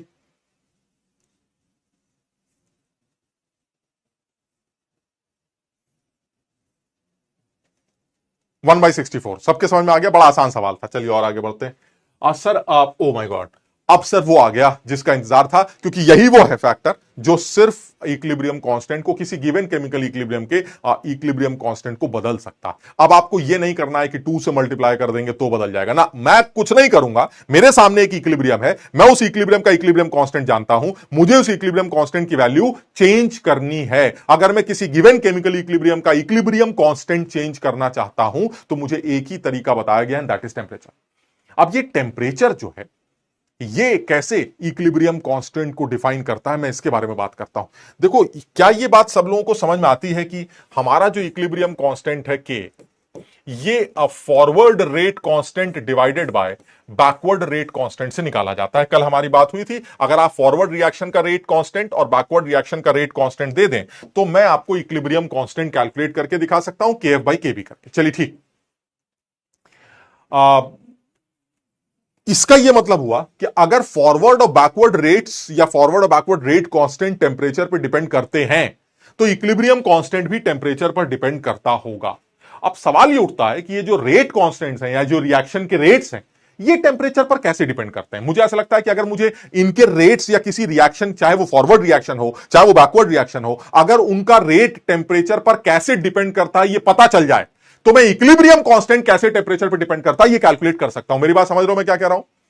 तो मेरा जो पहला सोच है, जो एक बड़ी केमिस्ट्री की बड़ी यूनिक कॉन्सेप्ट मानी जाती है, जिसके बारे में हालांकि हमें ज्यादा नहीं पढ़ना होता, लेकिन फिर भी हम इस चीज को 2 बार पढ़ेंगे, एक इस चैप्टर में पढ़ेंगे और क्योंकि तुम तब तक भूल चुके होगे तो दूसरे चैप्टर में पढ़ेंगे, दैट इज केमिकल काइनेटिक्स। ठीक, तो जो मैं बताना चाह रहा हूं वो ये कि अगर मुझे ये समझ में आ जाए कि किसी रिएक्शन का रेट टेम्परेचर पर कैसे डिपेंड कर रहा है या रेट कांस्टेंट टेम्परेचर पर कैसे डिपेंड कर रहा है, तो मैं इक्विलिब्रियम कांस्टेंट टेम्परेचर पर कैसे डिपेंड करेगा वो भी निकाल सकता हूं। अब आती है मुद्दे की बात। मुद्दे की बात क्या है? बहुत सारे साइंटिस्ट इस सोच में लगे हुए हैं, या ये पुरानी वही जैसे मैं कहानी सुनाता हूं तुम्हें आइडिया होगा। बहुत सारे साइंटिस्ट इस सोच में लगे हुए हैं कि आप किसी रिएक्शन का रेट टेम्परेचर पर कैसे डिपेंड करता है। बहुत रिसर्च हो रही है, समझ रहा, मैं ऐसी समझ कहानी बना रहा हूं, बहुत रिसर्च हो रही है, सब लोग एक दूसरे का माथा फोड़ रहे हैं, ये होगा वो होगा वगैरह वगैरह, सब लोग बहुत मेहनत कर रहे हैं लेकिन समझ में नहीं आ रहा है। लेकिन सारे साइंटिस्ट पढ़े लिखे लोग। उन्हीं में से एक साइंटिस्ट ये कहता है कि देखिए, मैंने सुना है एक बहुत बड़ा आदमी हमारे बीच में है जो इस बारे में काफी हद तक रिसर्च कर चुका है और उसको शायद सारी बातें पता है कि किसी रिएक्शन का रेट टेम्परेचर पर कैसे डिपेंड करता है, उसको ये बात पता है। तो लोगों ने पूछा भाई आप किसकी बात कर रहे हैं, तो आवाज आती है आरहेनियस साहब की बात चल रही है, केमिस्ट्री का बहुत बड़ा नाम आरहेनियस साहब के बारे में बात चल रही। तो लोगों ने कहा यार एक काम करते हैं, आरहेनियस साहब के घर चलते हैं और उन्हीं से पूछ लेते हैं कि भैया ये बताओ किसी रिएक्शन का रेट टेम्परेचर पे कैसे डिपेंड करता है। हमने कहा बहुत बढ़िया, आरहेनियस के घर चलते हैं। अब सारे साइंटिस्ट जो है अपना झोला वाला उठा के आरहेनियस के घर पहुंचते हैं, सुबह सुबह घंटी बजाते हैं खड़ा।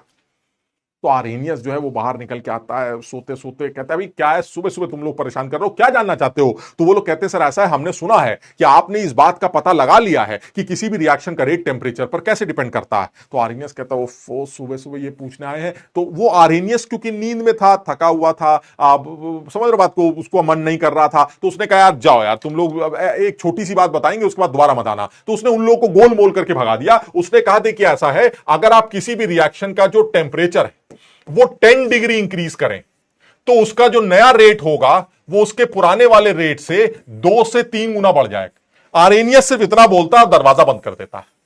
बात समझिए, यानी वो क्या कहना चाह रहा है कि अगर किसी रिएक्शन का टेम्परेचर 10 डिग्री रेज होता है, 10 डिग्री रेज करते हैं अगर आप, तो मान लीजिए पहले टी था, अब आपने टी प्लस 10 कर दिया, तो उसका जो नया रेट होगा वो के टी प्लस 10 हो जाएगा और जो पुराना वाला रेट है वो के टी, इसका जो रेशो आएगा वो 2 से 3 के बीच में आएगा, लगभग 2-3 के आसपास।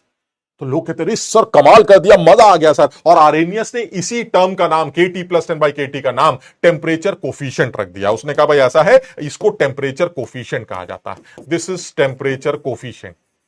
तो लोगों ने कहा कि भाई बहुत बढ़िया, आरहेनियस साहब के पास जाने से बड़ा फायदा हुआ, हमें पता चल गया कि किसी भी रिएक्शन का रेट जो है वो टेम्परेचर पर कैसे डिपेंड करता है। मुझे ये बात समझ में आ गई है, अगर किसी रिएक्शन का टेम्परेचर 10 डिग्री बढ़ेगा तो उसका जो नया रेट होगा वो पुराने वाले रेट से 2 से 3 गुना बढ़ जाएगा। उसका वाह मजा आ गया, बहुत बढ़िया बहुत बढ़िया।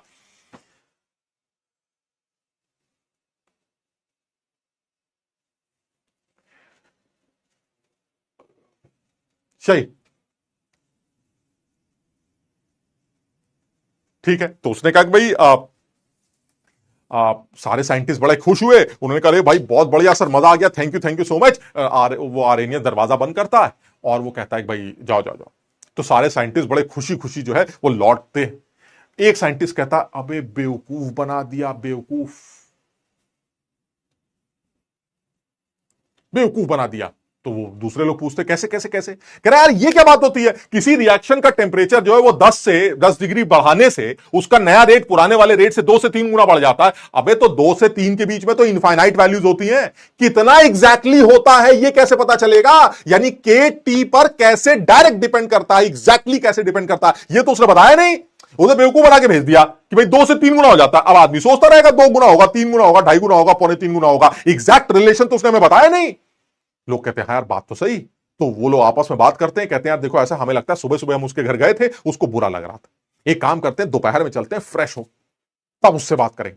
तो वो लोग जो है आर्यनियस के घर जो है दोबारा पहुंचते हैं ऐसे टाइम पर जब उसको लगता है कि नहीं मेरी साइंटिस्ट काम ही कर रहा होगा, दिन में तो सोएगा नहीं। तो साइंटिस्ट के पास पहुंचते, दोबारा घंटी बजाते, आर्यनियस बाहर आते, कह रहे अरे भाई तुम लोग फिर आ गए बाहर, तुम लोग को तो मना किया था, बता तो दिया था तुम लोग को। कह रहे नहीं नहीं सर आपने बेवकूफ बनाया, आप मुझे एग्जैक्ट, आप बड़े साइंटिस्ट बनते हैं, हमने सुना आपको इस बात का पता है, आप बड़े साइंटिस्ट बनते हैं, आप बताइए मुझे कि के की वैल्यू टेम्परेचर पर किस तरह से डिपेंड करती है एग्जैक्टली। तो आर्यनियस कहता है लग रहा है आप तुम मानोगे नहीं, चलो एक काम करो अंदर आओ। तो वो साइंटिस्ट सारे साइंटिस्ट को अंदर ले लेता है। अब वो ये कहता है कि देखिए ऐसा है क्योंकि अब आप इतनी बड़ी बात जानने आए हैं, मेरी पूरी जिंदगी का निचोड़ जानने आए हैं, तो मैं ये उम्मीद कर रहा हूं कि आप सब साइंटिस्ट हैं और आप सब भी पढ़े लिखे लोग हैं, और जो मैं आपको बताऊंगा या आपसे पूछूंगा तो आप उसका सही सही सोच के जवाब देंगे। तो लोग कहते हैं हाँ सर हम भी साइंटिस्ट हैं, हमें क्या आप लल्लू समझते हैं, हम भी साइंटिस्ट हैं सर, हम भी पढ़े लिखे लोग हैं, हम भी पूरी जिंदगी इसी चीज के ऊपर रिसर्च कर रहे थे, आपको जो पूछना है पूछ सकते हैं, लेकिन आप हमारे सवाल का जवाब जरूर दे दीजिएगा कि किसी रिएक्शन का रेट टेम्परेचर पर कैसे डिपेंड करता है। तो आर्यनियस कहता है प्लीज आप सब लोग कुर्सियों पे बैठ जाइए। आर्यनियस सब अपने मोड में आ जाता है, समझ लो बात को, साइंटिस्ट जैसे होते हैं और बिल्कुल इज्जत के साथ सब लोगों को सामने बैठाता है। वो कहता है देखिए मैं आपको बिल्कुल बताऊंगा कि किसी भी रिएक्शन का रेट टेम्परेचर पर कैसे डिपेंड करता है, लेकिन इस बात को जानने के लिए आपको मेरे कुछ सवालों का जवाब देना पड़ेगा। तो आर्यनियस कहता है सारे साइंटिस्ट कहते हैं सर हम बिल्कुल तैयार हैं, आपको जो पूछना है पूछ लीजिए। तो आर्यनियस का पहला सवाल आता है रिएक्शन कैसे होती है। तो सारे साइंटिस्ट कहते हैं सर क्या है सर, आपने हमें लल्लू समझ रखा है, हम साइंटिस्ट हैं सर, पढ़े लिखे आदमी, कैसी बातें कर रहे हैं। रिएक्शन होती है तब जब रिएक्टेंट्स के मॉलिक्यूल्स आपस में कोलाइड करते हैं। जब रिएक्टेंट्स के मॉलिक्यूल्स आपस में कोलाइड करते हैं तो सर वो प्रोडक्ट में कन्वर्ट होते हैं, बिना कोलिजन के प्रोडक्ट नहीं बनता। तो आर्यनियस कहता है देखिए हम मानते हैं, आप फिर भी आपस में मशवरा कर लीजिए, आप इतने सारे लोग हैं, आपसे एक सवाल सीधा सा पूछा है मैंने, आप सब मशवरा कर लीजिए और मशवरा करने के बाद मुझे इस सवाल का आंसर दीजिए, रिएक्शन कैसे होती है। तो सब लोग आपस में गुज गुज गुज गुज गुज करके बातें करते हैं और बातों करने के बाद यही निकल के आता नहीं सर ये फाइनल है, जब रिएक्टेंट्स के मॉलिक्यूल्स आपस में कोलाइड करेंगे तो प्रोडक्ट बनेगा, बात खत्म। तो आर्यनियस कहता पक्का, वो कहते हैं हाँ सर पक्का। कह रहे पक्का एकदम, कह रहे बिल्कुल पक्का। कह रहे सर ठीक है मैं आपको रिएक्टेंट्स के मॉलिक्यूल्स को आपस में कोलाइड करके दिखाता हूं, आप मुझे बताइएगा प्रोडक्ट बनेगा कि नहीं। उसने कहा करके दिखाइए। तो आर्यनियस ने एक एनिमेशन दिखाता है उसको, मैं तुम्हें ऐसे ही बता के दिखा रहा हूं, ये सिर्फ कहानी सुना रहे हैं तुम्हें, हम नहीं थे आर्यनियस के सामने, समझ लो बात को। अब वो क्या कह रहा है कि भैया ऐसा ये 2 रिएक्टेंट के मॉलिक्यूल्स आपस में कोलाइड कर रहे हैं, प्रोडक्ट बनना चाहिए। वो कह रहा बिल्कुल बनेगा सर, आप कोलाइड करिए प्रोडक्ट बाहर। उसने कहा लीजिए बना के दिखाते हैं, ये 2 रिएक्टेंट के मॉलिक्यूल्स आपस में कोलाइड कर रहे हैं, ये तुम्हें आवाज आ रही है छूने की, ये दोनों हाथ एक दूसरे को, दोनों रिएक्टेंट के मॉलिक्यूल एक दूसरे को छू छू के जा रहे हैं। वो सामने वाला एक खड़ा हो जाता है, कहता है ये क्या कर रहे हैं आप। उसने कहा क्या कर रहे हैं मतलब, कोलिजन कर रहे हैं और क्या कर रहे हैं। कह रहे ये कौन सा कोलिजन है। कह रहे अबे ये डायरेक्ट कोलिजन नहीं है, ये हेड ऑन कोलिजन नहीं है, लेकिन कोलिजन तो है। वो सारे साइंटिस्ट समझ जाते हैं ये साला चालाक आदमी, बड़ा चालाक आदमी, ये जो है ये कहलवाना चाह रहा था कि कोलिजन जो है वो कायदे से होना चाहिए, छूने छाने वाला नहीं होना चाहिए। तो उनमें से वही साइंटिस्ट जिसने बोला था वो नेता फिर से खड़ा होता है, वो कहता है सर हमसे गलती हो गई, हम समझ गए सर, अब हम एक स्टेटमेंट आपको देते हैं, जब रिएक्टेंट के मॉलिक्यूल्स आपस में हेड ऑन कोलाइड करते हैं तो ही प्रोडक्ट बनता है, यानी जितने भी कोलिजन्स हेड ऑन होंगे वो प्रोडक्ट में कन्वर्ट होंगे, जो हेड ऑन कोलिजन नहीं है वो प्रोडक्ट में कन्वर्ट नहीं। आर्यनियस कहता नहीं सोच लीजिए, आप अपने हिसाब से सोच लीजिए। फिर वो साइंटिस्ट सोचते अरे लग रहा लफड़ा हो गया, फिर कुछ कुछ कुछ बातें करते हैं और बातें करने के बाद फिर वो साइंटिस्ट खड़ा होता है, नेता कहता नहीं sir final, all those collisions जो कि हेड ऑन इलास्टिक, जो हेड ऑन कोलिजन के फॉर्म में माने जाते हैं, जो हेड टू हेड कोलाइड, जिसको तुम पता नहीं क्या नाम देते हो, जो भी है, जो हेड ऑन कोलिजन्स होते हैं, इफेक्टिव कोलिजन्स होते हैं, सर वही प्रोडक्ट में कन्वर्ट होते हैं। आरएनएस कहता है पक्का, सोच लो। वो कहता है बिल्कुल पक्का सर, बिल्कुल पक्का, आपको गलती नहीं हो सकती। आरएनएस कहता है मैं आपको फिर एक एनिमेशन दिखाता हूं, आप बताइएगा कि क्या प्रोडक्ट बना या नहीं। कह रहा है सर आप हेड ऑन तो कोलाइड करवाइए, प्रोडक्ट बाहर जाके गिर जाएगा। उसने कहा ठीक है सर, मैं आपको हेड ऑन कोलिजन करके दिखाता हूं, आप बताइए प्रोडक्ट बनेगा या नहीं बनेगा। उसने 2 रिएक्टेंट के मॉलिक्यूल लिए और उनको हेड ऑन कोलाइड कराया। जरा समझना कैसे, ध्यान से देखना।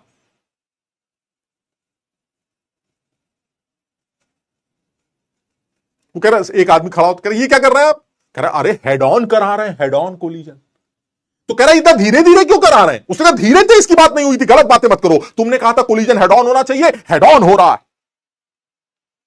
तो कह रहा अरे यार ये आदमी बहुत चालाक है, ये बहुत चालाक है, ये कुछ और उगलवाना चाह रहा है। वो समझ जाते हैं और वो सारी बात उनके बाद समझ में आती है कि प्रोडक्ट सिर्फ तब नहीं बनता जब कोलिजन हेड ऑन होते हैं। प्रोडक्ट तब बनता है जब हेड ऑन के साथ साथ वो कम से कम इतनी एनर्जी के साथ होते हैं जितनी एनर्जी प्रोडक्ट के फॉर्मेशन के लिए रिक्वायर्ड होती है, जिसको थ्रेशोल्ड बैरियर कहा जाता है। यानी जब तक रिएक्टेंट्स के पास थ्रेशोल्ड बैरियर के बराबर या उसको क्रॉस करने लायक एनर्जी ना हो, तो तुम चाहे हेड ऑन चिपको चाहे छू छू के निकल जाओ, प्रोडक्ट में कन्वर्ट नहीं हो सकते। समझो बात। यानी अल्टीमेटली जो deciding factor is what? Deciding factor is not only head on collision, ये तो होना ही है, प्लस कम से कम इतनी एनर्जी के साथ टक्कर मारनी पड़ेगी जिस एनर्जी को थ्रेशोल्ड बैरियर या उसके ऊपर माना जाता है। अगर रिएक्टेंट्स के पास इतनी एनर्जी नहीं है तो आपको उनको एक्स्ट्रा एनर्जी देकर उस थ्रेशोल्ड बैरियर को क्रॉस करवाना पड़ता है, जिसको एक्टिवेशन एनर्जी के नाम से जाना जाता है। और यह टेम्परेचर यह काम करता है। इसलिए टेम्परेचर के बढ़ाने से रिएक्शन का रेट इंक्रीज करता। आप सब लोग समझने की कोशिश करिएगा। आर्हेनियस की कोलिजन थ्योरी उसकी पूरी जिंदगी का निचोड़ था। हमने तो 5 मिनट में डिस्कस किया है, न जाने क्या क्या छोड़ा है। हमने तो सिर्फ मुद्दे की एक बात उठाई है, वो ये है कि किसी भी रिएक्शन की अगर आप बात करें तो आर्हेनियस का ये Pankaj sir car air bag अलग चल रहे हैं, अलग ही चल रहा है, कुछ और चल रहा है। आर्हेनियस रात में जब आके डराएगा ना, जब जब चारपहिया से उठा उठा के पटकेगा, तब देखना तुम समझ में आ जाएगा तुम। ठीक, बहरहाल तो ये कहना ये चाह रहे हैं कि किसी भी जो रिएक्शन का रेट है वो 2 चीजों पे डिपेंड करता है, एक ये है और एक ये है। ये जो पहली चीज है ये है effective number of collisions. This is effective number of collisions. और ये है second factor, fraction of molecules having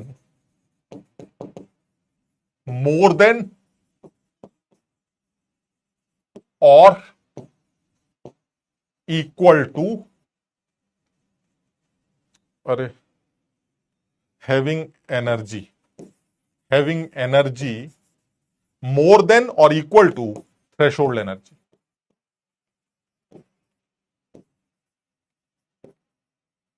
जरा समझिए, यानी आप सिर्फ अगर ये कह रहे हैं कि हमारे पास, अब तुम समझो, मतलब अगर ये वाली सिचुएशन है कि मेरे पास सर एनर्जी बहुत, थ्रेशोल्ड एनर्जी 50 है, मेरे पास 5 लाख है, लीजिए, तो अब क्या होगा? लीजिए, छू छू के निकल। अब ये जो छूने वाले ये प्रोडक्ट में नहीं बनेंगे, एनर्जी तो बहुत है लेकिन सर कोलिजन इफेक्टिव नहीं।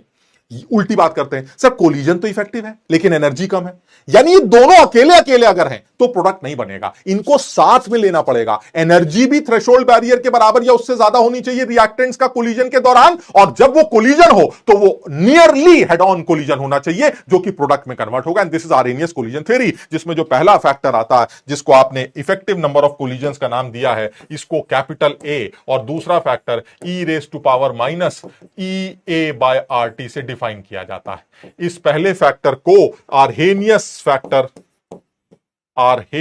फैक्टर या प्री एक्सपोनेंशियल फैक्टर या फ्रीक्वेंसी फैक्टर के नाम से जाना जाता है। जो दूसरा फैक्टर है इसको बोल्ट्जमैन फैक्टर के नाम से जाना जाता है। This is Boltzmann factor. एक चीज बिल्कुल क्लियर है कि चाहे ये हो, यानी इफेक्टिव कोलिजन अगर है लेकिन हमारा एनर्जी कम है तो भी प्रोडक्ट नहीं बनेगा। प्रोडक्ट सिर्फ वो होंगे जिसमें हर्ष गुप्ता कह रहा है 2 से 3 का क्या हुआ। हर्ष 2 से 3 के ऊपर भी 2-4 सवाल तुम्हें करा दिए जाएंगे जब हम केमिकल काइनेटिक्स की बात करें।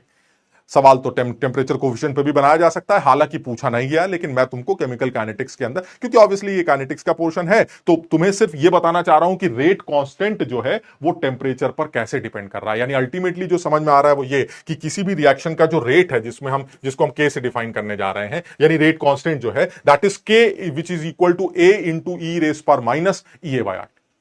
मेरी बात सब लोग समझ रहे हैं? सबको ये बात समझ में आ गई?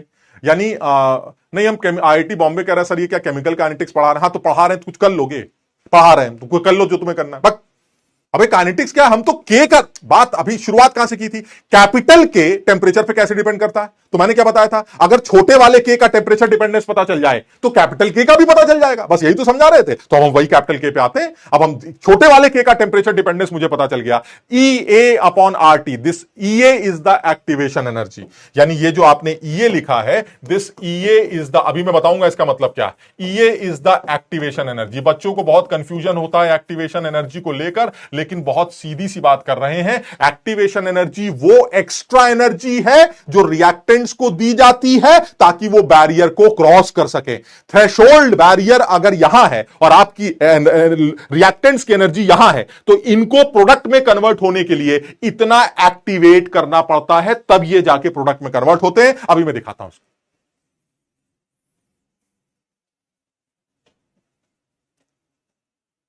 कुछ समझ में आई बात? मैं भी बताता हूं, समझो बात को। ये काइनेटिक्स वाइनेटिक्स नहीं चल रही यार, अपने मुद्दे की बात कर रहे हैं। अब मैं डायरेक्ट लिख देता कैपिटल के का टेम्परेचर डिपेंडेंस, तो तुम मुंह बनाते। तो मैंने थोड़ा सा माहौल बनाया कि कैपिटल के का टेम्परेचर के साथ रिश्ता निकालने के लिए मुझे छोटे के का टेम्परेचर के साथ रिश्ता पता होना चाहिए, और फिर मैं कैपिटल के का रिश्ता निकाल लूंगा। तो अल्टीमेटली जो मुझे समझ में आ रहा है वो ये आ रहा है कि ये जो नेट इक्वेशन है, इस नेट इक्वेशन के बारे में अगर मैं बात करूं तो जितना मुझे समझ में आ रहा है वो ये कि अगर मैं किसी एंडोथर्मिक रिएक्शन की बात करता हूं, एंडोथर्मिक रिएक्शन की बात करता हूं, तो क्या होता है? एंडोथर्मिक रिएक्शन एक ऐसी रिएक्शन होगी जिसमें ये हमारी पोटेंशियल एनर्जी है और ये हमारा मान लीजिए progression of reaction. Progression of reaction, organic chemistry में भी प्रोग्रेस ऑफ रिएक्शन या प्रोग्रेशन ऑफ रिएक्शन के ऊपर बहुत सारे कर्व बनाए जाते हैं। तो पोटेंशियल एनर्जी और प्रोग्रेस ऑफ रिएक्शन का एक कर्व बनाऊं अगर एंडोथर्मिक रिएक्शन है, तो तुम सब जानते हो एंडोथर्मिक रिएक्शन एक ऐसी है जिसमें एनर्जी दी जाती, तो इसका मतलब ये हुआ रिएक्टेंट्स की एनर्जी कम होती है, प्रोडक्ट्स की एनर्जी ज्यादा होती है। ठीक, तो अब इसमें जरा ध्यान से देखते हैं कि यहां से लेके यहां तक जो है हमारा, ये हमारी ग्राउंड लेवल की एनर्जी, दिस इज रिएक्टेंट्स की एनर्जी। ठीक, अच्छा यहां से लेके यहां तक की बात करें तो this is energy of products, ये प्रोडक्ट्स की पोटेंशियल एनर्जी। अब ये बताइए, रिएक्टेंट्स को प्रोडक्ट्स के पास जाना है और ये है मेरा threshold barrier, this is threshold energy, ये है मेरी थ्रेशोल्ड एनर्जी। अब आप खुद बताइए, रिएक्टेंट्स बेचारे कितना मजबूर हैं कि वो यहां से यहां जाना चाहते हैं, लेकिन बैरियर इतना ऊंचा है, तो बेचारे कैसे जाएंगे? उनको ये बैरियर, ये सड़क पार करनी पड़ेगी ना, आसमान बात को, यहां से वहां जाने के लिए उसको यूं जाना पड़ेगा। अब बेचारा मजबूर है, वो यहां पे पड़ा हुआ है, उसको आगे जाना है, तो इसका मतलब ये हुआ सर आपको इसको एक्टिवेट करना पड़ेगा, ऐसे नहीं होगा, आपको कुछ ना कुछ एक्टिवेशन देनी पड़ेगी, और ये है वो एक्टिवेशन।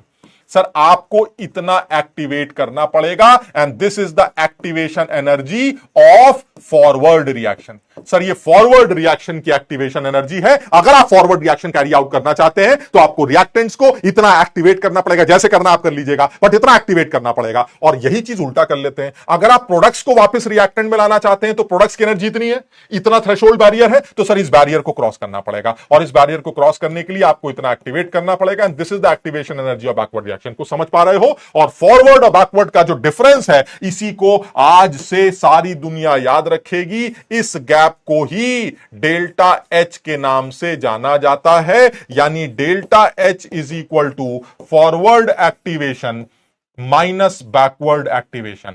तुम सब ये बात जानते होगे कि एंडोथर्मिक रिएक्शन का डेल्टा एच पॉजिटिव होता है, और तुम्हें ये दिखाई भी दे रहा है कि activation of forward is bigger than activation of backward, so delta H is also positive, so this is a positive value.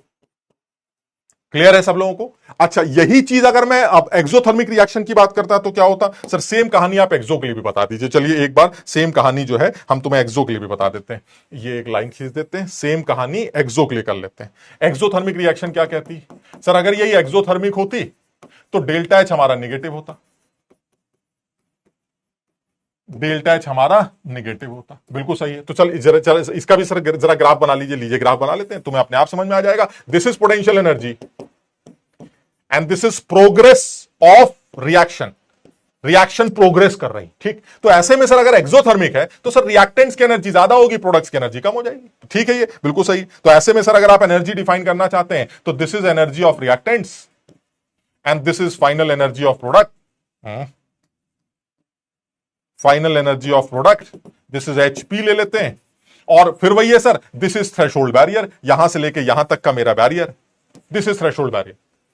अब आप खुद देख लीजिए, ऐसा नहीं कि मेरी एनर्जी जीरो है, मेरी एनर्जी यहां पर है, लेकिन मुझे बैरियर क्रॉस करना है सर। बैरियर क्रॉस करना है तो मुझे कुछ एक्स्ट्रा एनर्जी और चाहिए। मैं मानता हूं कि मेरे पास ऑलरेडी कुछ ना कुछ एनर्जी है, बट इतनी एनर्जी मैं कहां से लाऊं सर? ये बैरियर क्रॉस करने के लिए मेरी एनर्जी इतनी होनी चाहिए। तो जो एक्स्ट्रा एनर्जी आप बैरियर क्रॉस करने के लिए डालते हैं उसे एक्टिवेशन एनर्जी कहा जाता है। यानी ये हमारी एक्टिवेशन एनर्जी है। यहां से यहां तक आपकी जो एक्टिवेशन एनर्जी है, this is activation energy of forward reaction. और यही काम अगर आप उल्टा करना चाहते हैं तो this is activation energy of backward reaction. और इन दोनों का जो अंतर है, आज से इस बात को सब लोग ध्यान रखेंगे, ये अंतर ही डेल्टा एच के नाम से जाना जाता है। अगर यहां पर भी आप डेल्टा एच डिफाइन करते हैं तो delta H activation of forward minus activation of backward से निकाला जाएगा, जो कि इस बार पक्का नेगेटिव निकल के आए। क्लियर है? अनु कुमारी कह रही हैं कि रियली सर फील आ गया। थैंक यू अनु, कम से कम किसी को तो आया। ठीक, सबको ही समझ में आ रहा है। यानी ये बहुत सीधी सी बात कर रहे हैं, ज्यादा टेक्निकल नहीं कर रहे। फिर मैं वही बोलूंगा यार, मुझे जितना आता है मैं सिर्फ वही बता रहा हूं तुम्हें। तुम्हें नहीं लगता है इन सब चीज, जैसे मैं अगर थोड़ा सा मान लो जैसे आप अलग से सोचूं कभी कि यार इसके ऊपर तो न जाने कितनी बातें होती होंगी, न जाने कितना टेक्निकल है यार ये साला, पता नहीं कैसे बनाया गया होगा, क्या ये वो, क्यों दिमाग लगाना है? मैं तो नहीं लगाता। मैंने कभी किसी किताब से पढ़ा नहीं, किसी किताब में ना कभी पढ़ने की कोशिश की, ना मैंने कोई सर्च मारी, ना कुछ करा। मुझे ऐसा था इतना ही काम कर, अपना काम चलाओ भाई, किसने बनाया, कैसे बनाया, क्या होता, छोड़ो ना इतना। हालांकि रिसर्च करने वाले तो इस पर बहुत सारी बातें कर सकते हैं, लेकिन जरूरत नहीं लगती तो इसलिए नहीं करते। बहरहाल जो भी है, तो हम यहां पर ये कहना चाह रहे हैं कि आप अल्टीमेटली सिर्फ एक चीज तुम्हें बताना चाह रहा था, व्हाट इज एक्टिवेशन। जनरली बच्चे सोचते हैं कि threshold barrier is activation energy ना, थ्रेशोल्ड बैरियर तक पहुंचना अपनी इनिशियल स्टेट से, दैट इज एक्टिवेशन। यानी अभी मैं हूं, बैरियर इज सपोज 100 और मैं 40 पर, तो इसका मतलब ये हुआ 40 मेरी अपनी एनर्जी है, मुझे 100 क्रॉस करना है, तो मुझे 60 और दे दीजिए, मैं 100 क्रॉस कर जाऊंगा। तो इसका मतलब ये हुआ एक्टिवेशन एनर्जी वो एनर्जी है जो एक्चुअल एनर्जी में ऐड कर दी जाती है, ताकि रिएक्टेंट्स या प्रोडक्ट्स अपने बैरियर को या थ्रेशोल्ड बैरियर को क्रॉस करके कन्वर्ट हो सके। क्लियर है?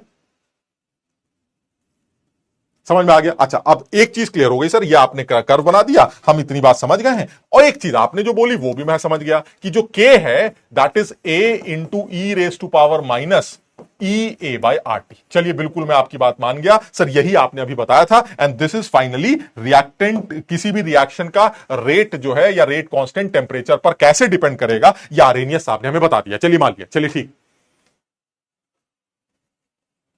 सर अब मुझे बताइए, ये आप छोटे के पीछे पड़ गए हैं। आपने आधा घंटा जो है हमारा छोटे के पीछे बर्बाद कर दिया, बातें बड़े के पे चल रही थी, आप छोटे के पे परेशान है। अरे तुम्हें ये तो बताया था कि छोटे के से ही बड़ा के आएगा, तो चलिए अब बड़े के पे आते हैं। अब जरा सब लोग अकल लगाएंगे 2 मिनट के लिए बस। केएफ की वैल्यू अगर मैं निकालना चाहता हूं, तुम्हें याद है अगर मैं रिएक्टेंट्स और प्रोडक्ट्स का इक्विलिब्रियम कांस्टेंट डिफाइन कर रहा था तो कैसे डिफाइन कर रहा था सर? ये केएफ था, that is forward rate constant, ये छोटा वाला के भी था, that is backward rate constant, और इनका रेशो ही बड़ा के, दैट इज इक्विलिब्रियम कांस्टेंट था। ठीक है, तो अब जरा केएफ की बात करते हैं। जरा अपने आप समझना, क्या केएफ को F into E raise to power minus E A F by R T लिख सकते हैं कि नहीं? जरा समझना बात। यार ये पावर में है, ये समझ लो, सब ई की पावर में है, ई A by R T power में होता है। ठीक, तो ये minus E A by R T ये हमारा लिख सकते हैं। अच्छा, क्या के बी लिख सकते हैं? हाँ सर, के बी भी लिख सकते हैं। के बी क्या होगा? A B into E raise to power minus E A by R T. कौन सा ये सर? Backward reaction. यानी मैं ये बताना चाह रहा हूं कि AF is the frequency factor और effective number of collision during forward reaction and AB is the backward reaction के दौरान effective collision and this is Boltzmann constant, जिसमें कौन सा फैक्टर आएगा फॉरवर्ड रिएक्शन के लिए, फॉरवर्ड एक्टिवेशन, और यहां पर कौन सा फैक्टर आएगा बैकवर्ड एक्टिवेशन। क्लियर है ये? समझ में आ गया ये? चलिए अब एक काम करते हैं सर, अगर मैं इन दोनों को दे मारूं तो इक्विलिब्रियम कांस्टेंट आ जाएगा बड़ा वाला। चलिए सर दे मारते हैं सर, इन दोनों को ही यूज करते हैं और बड़ा के निकाल के लाते हैं। बड़ा के at a particular temperature T is equal to AF divided by AB, दोनों को डिवाइड कर दिया भाई, AF divided by AB into E raise to power, थोड़ी सी गणित लगा के बताएगा कोई, E raise to power 1 by RT common ले लें तो E raise power minus 1 by RT sir common ले लीजिए, अंदर क्या बचेगा, अंदर बचेगा EAF माइनस EAB, ये अंदर बचेगा। और अभी आदमी ने चिल्लाया था कि AF upon AB into E raise to power minus EF minus EAB delta H के बराबर था, याद है ये डेल्टा H के बराबर निकल के आया था, यानी मैं इसको डेल्टा H लिख सकता हूं, इस will be minus delta H by RT and this is KT, यानी टेम्परेचर डिपेंडेंस K का ये है मेरे सामने। यानी किसी भी केमिकल रिएक्शन का, केमिकल इक्विलिब्रियम का जो K होगा वो टेम्परेचर पर, ये that is equilibrium constant at a particular temperature, वो टेम्परेचर पर इस तरह से डिपेंड करेगा। और यानी कि K that is equilibrium constant depends on temperature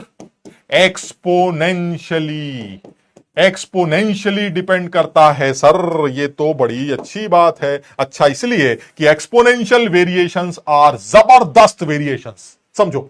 यानी कोई चीज अगर एक्सपोनेंशियली डिपेंड करती है तो यानी अगर आपने टेम्परेचर को छेड़ा तो K एक्सपोनेंशियली छिड़ेगा। छिड़ने का मतलब क्या होता है? छिड़ने का मतलब बढ़ भी सकता है और घट भी सकता है। तो सर अगर आपने T को छेड़ा तो K बढ़ सकता है बहुत ज्यादा, घट सकता है बहुत ज्यादा, लेकिन ये छोटा मोटा नहीं होगा कि T छेड़ेंगे तो K कहेगा लो बढ़ गए ना। अगर T को छेड़ा तो K दो छत पे या K जमीन पर, छोटा मोटा चेंज नहीं आएगा, बिकॉज एक्सपोनेंशियली डिपेंड करता है K टेम्परेचर के ऊपर। बात समझ रहे हो मेरी? अच्छा अब सर ठीक है, मुझे यह समझ में आ गया कि कैपिटल के टेम्परेचर पर कैसे डिपेंड करता है, क्योंकि सबसे पहले मैंने क्या मेहनत की, सबसे पहले मैंने मेहनत की कि मैंने छोटे के का टेम्परेचर डिपेंडेंस निकाला, फिर KF और KB की वैल्यू निकाली और दोनों को आपस में डिवाइड कर दिया।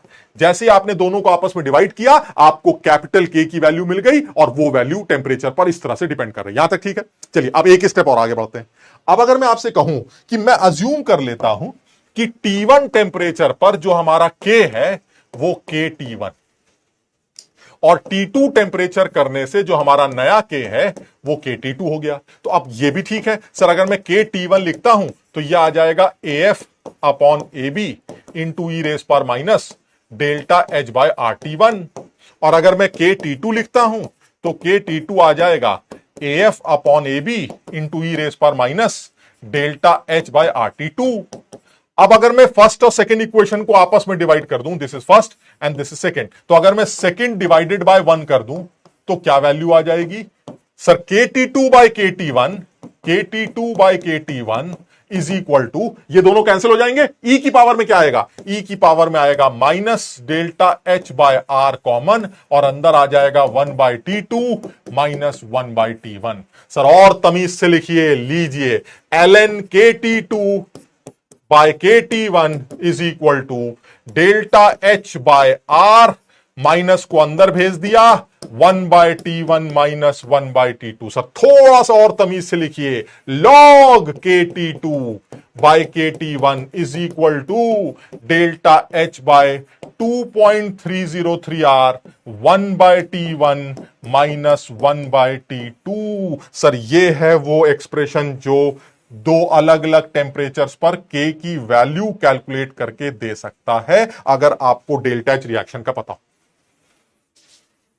ये आज बहुत सारे बच्चों को ये पता चला होगा कि ये एक्चुअली फॉर्मूला जो हम याद करते हैं log KT2 by KT1 delta H by 2.303 R 1 by T1 minus 1 by T2, ये आया कहां से है ये आज तुम्हें पता चला होगा। हालांकि मैं डिराइव नहीं कर रहा हूं, इसमें कोई डेरिवेशन नहीं है, सिर्फ ये छोटा सा डेरिवेशन था कि दो के अलग अलग टेंपरेचर पर एक के डिवाइड कर दिया, ठीक। लेकिन एक्चुअली पूरी कहानी हमारे सिलेबस की है, पूरी की पूरी कहानी हमारी सिलेबस की है। अगर ना होती तो मैं बिल्कुल अंग्रेजी ना झाड़ता, इतनी डेरिवेशंस के चक्कर में ना पड़ता। ये पूरी कहानी हमारे सिलेबस की है, क्योंकि आर्हेनियस की कोलिजन थ्योरी हमें पढ़नी थी। उस कोलिजन थ्योरी से ही कैपिटल के का टेंपरेचर डिपेंडेंस निकल के आता है, और दो अलग अलग टेंपरेचर पर के की वैल्यू कैसे डिफाइन की जाती है वो यहां से निकल के आता है।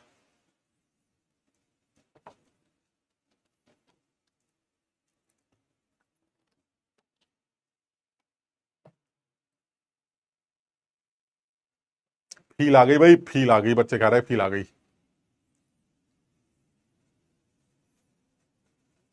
हाँ नहीं, आप देखो, एक बच्चा कह रहा है सर स्कूल में रटा था हमने। बेटा मैं ये कह रहा हूं रटा तो यहां भी है, तो चक्कर मत पड़ो, तुम कौन सा एग्जाम रटना तो यहां पर भी है। लेकिन मैं ये सिर्फ बताना चाह रहा हूं कि एक्चुअली मुझे अब कम से कम ये बात समझ में आ रही है कि ये के का टी के साथ जो रिश्ता है, ये जो के का टी के साथ रिश्ता, ये आसमानी रिश्ता नहीं, ये क्लियर है सर, ये एक्सपोनेंशियल होना था। This is exponential no doubt. If you change T, K will be change no doubt, और वो चेंज एक्सपोनेंशियल होगा, छोटा मोटा चेंज नहीं होगा, बड़ा चेंज होगा, आप समझिए। और सब लोग इस बात को याद रखना, क्योंकि इस बात का जब यूज होगा इसी चैप्टर में थोड़ा सा आगे, जब हम ली चैटली प्रिंसिपल पढ़ेंगे, तो तुम इस बात को भूल चुके होगे। लेकिन मेरी ये बात याद रखना कि नहीं सर ये बात तो याद आ रही है सर, आपने कहा था कि हम भूल चुके होंगे। तुम्हें बात याद नहीं आएगी, वास्तव तुम्हें बात याद नहीं आएगी, लेकिन ये याद आएगा, हाँ सर आपने कहा तो था कि हम भूल जाएंगे, पता नहीं क्या भूल जाएंगे वास्तव। तो तुम इस बात को ध्यान रखना, तुम्हें ये बात तो याद आएगी कि तुम्हें भूलने के लिए बताया था मैंने। बहरहाल, तो आप डाउट को चेक कर लीजिए, लीजिए सर डाउट को भी चेक कर लीजिए। अच्छा, डायरेक्ट फॉर्मूला ले कॉपी में बिना डेरिवेशन लिखे तो चलेगा? इस तो एचपी और सब क्लियर है।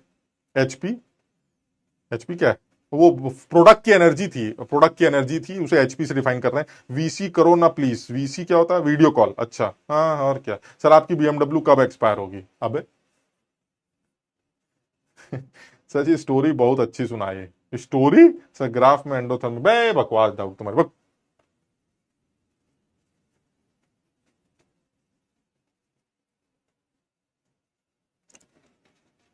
हाँ ये डाउट बॉक्स नहीं, ये जोक बॉक्स है, जोक बॉक्स, डाउट बॉक्स नहीं से जोक बॉक्स का। बहरहाल, तो मैं ये कहना चाह रहा हूं, ये एक्सप्रेशन है। अब इस एक्सप्रेशन में ना मैं एक चीज और ऐड करने जा रहा हूं, और वो ये है कि जो मेरा एक्सप्रेशन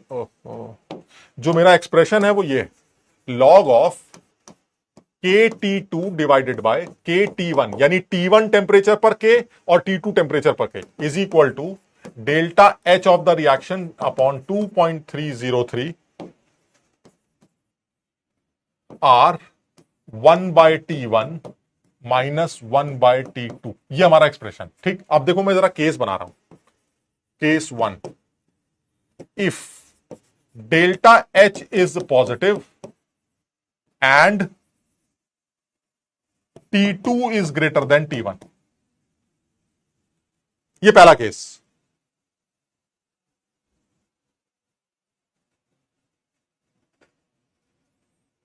ये क्या, एक बच्चा कह रहा है सर ये क्लास बहुत यूनाइटेड क्लास है सर, बड़ी यूनिटी दिखाता है, क्योंकि 1 2 3 सब साथ में पढ़ रहे होते हैं। हाँ सही कह रहे हो, 10-12 बच्चे हैं साला, कभी भी पढ़ लेते हैं, कैसे पढ़ लेते हैं, उसको क्या है। कौन सी कार्बोकेटाइन स्टेबल होगी, कौन सी कार्बोकेटाइन स्टेबल होगी? ये देखिए आपस में बातें चल रही, हमें लग रहा है कोई और ही बातें चल रही, कुछ और ही चल रहा, कोई और क्लास भी कर रहे हो क्या? अबे कार्बोकेटाइन यहां कहां से आ गया है? जब कार्बोकेटाइन आएंगे तब नहीं समझ में आएगा कौन सा स्टेबल, तब सारे स्टेबल लगते हैं। ओ माय गॉड, तो बड़ा अजीब सर, कभी रेजोनेंस लग जाता है, कभी सर अब इंडक्टिव डोमिनेट करने लगता है, कभी हाइपर कॉन्जुगेट है सर, ये तो हमें समझ में नहीं आता कि कार्बोकेटाइन की स्टेबिलिटी कैसे निकाले। बहरहाल देखा जाएगा। हाँ बीएमडब्ल्यू वाली बात आरजे सर ने बताई थी। आरजे सर ने काफी बातें तुम्हें ये वाली बता दी हैं कि जो है वो बीएमडब्ल्यू है, पहली बात तो है ना, और फिर ये भी कि बहुत पहले खरीदी थी, फिर ये भी कि वो एक्सपायर होने वाली है, अभी नहीं होने वाली है, अभी उसमें 3 साल हैं, 3 साल तक चलेगी, 10 साल तक का सरकार ने कहा है कि आप इतनी महंगी कार खरीद के 10 साल सड़क पर रेंग सकते हैं। आप समझ रहे हैं, 10 साल के बाद आप उसको कटवा दीजिएगा, समझ रहे बात को, उस गाड़ी को कटवा दीजिएगा। तो चलिए 10 साल बाद देखेंगे, तो अभी है टाइम थोड़ा सा। सलीम सर ने भी बताया था, अच्छा। हाँ ये सारी पब्लिक जो है मिलके,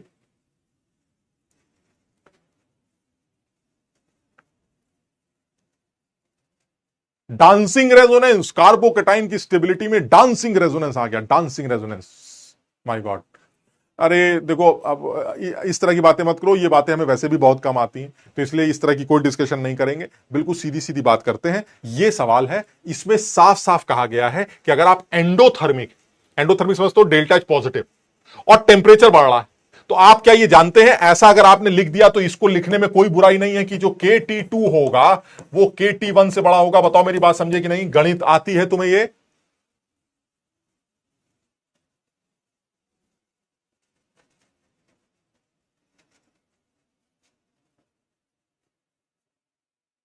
कॉमन डाउट। सर जी मेरा बकरा अटक गया है, गिर ही नहीं रहा है।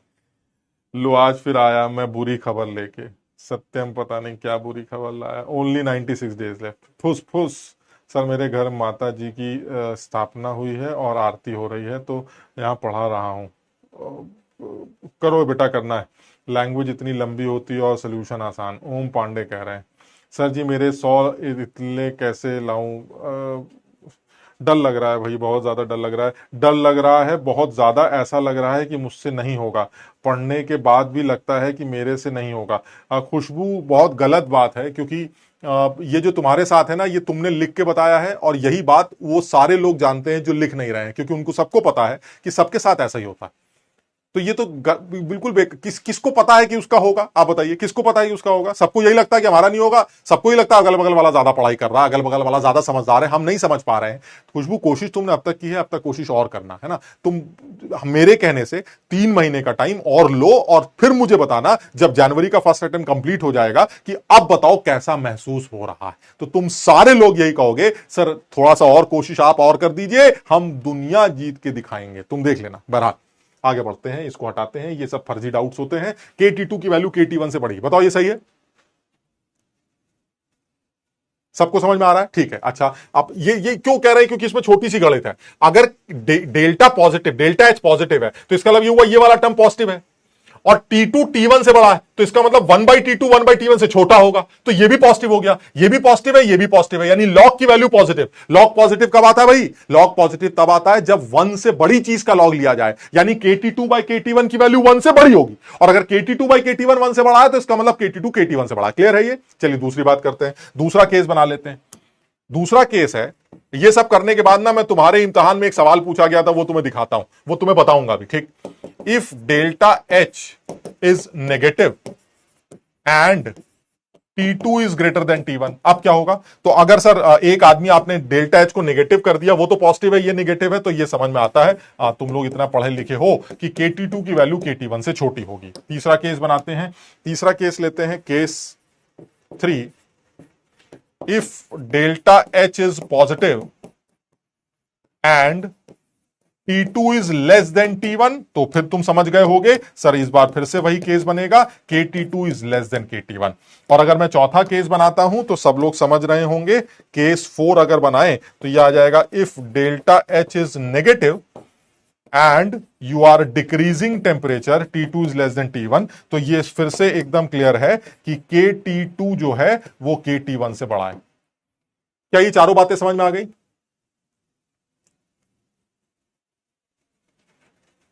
बकरा अटक गया है, गजब हो यार, गजब।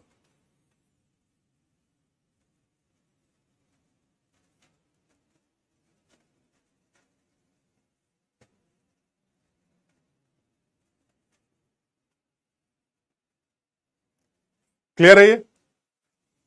समझ में आ गया ये? अच्छा अब जरा समझना मैं क्या कह रहा हूं। तुम्हारे इम्तिहान में क्या पूछा गया? तुम्हारे इम्तिहान में सवाल पूछा गया था, मतलब मैं कुछ बोल नहीं रहा, बट समझो बात को। अगर मैं किसी केमिकल इक्विलिब्रियम का टेम्परेचर चेंज करता हूं, जो कि एक एंडोथर्मिक रिएक्शन है, तो बताइए के बढ़ेगा या के घटे? ये सवाल आया। तो आप समझिए, मैं सवाल लिख के दिखाता हूं, तुम्हारे एग्जाम में सवाल आया था, if we change the temperature of an endothermic reaction,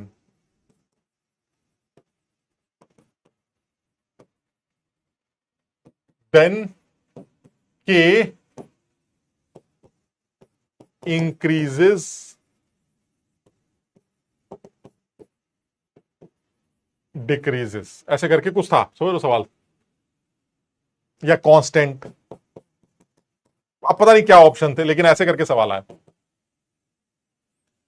और तुम में से बहुत सारे लल्लू जो है वो आंसर दे रहे हैं। अबे गजब लल्लू आदमी हो तुम, वाकई में लल्लू हो यार भाई, ऐसे लोग धिक्कार है यार। अबे चेंजेस दे रखा है, चेंज, चेंज किसे कहते हैं सर? घटा रहे हो या बढ़ा रहे हो? ये तो तुमने बनाया नहीं।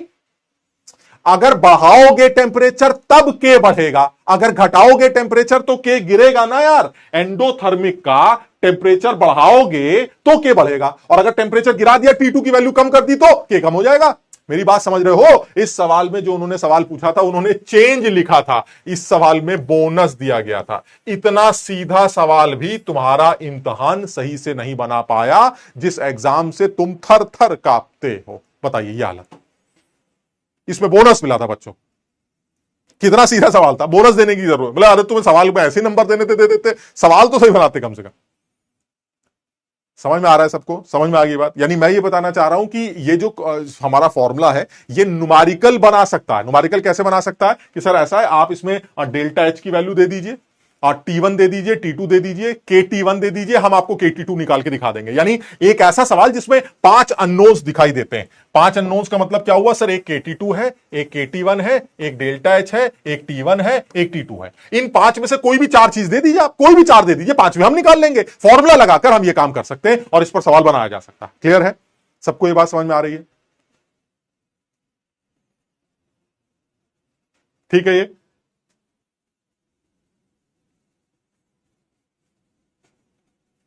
जल्दी से इस सवाल का आंसर बता दो।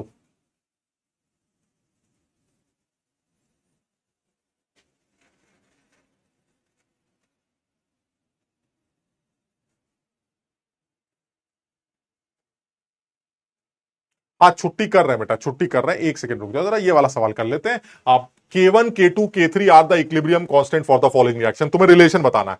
तो जो को पहला वाला, यार इतना गंदा गंदा सा लिखा है, N2 plus 2O2 gives 2NO2, इसका जो K है वो हमें सवाल में दे रखा है K1, इसका उल्टा जो है वो K2 है।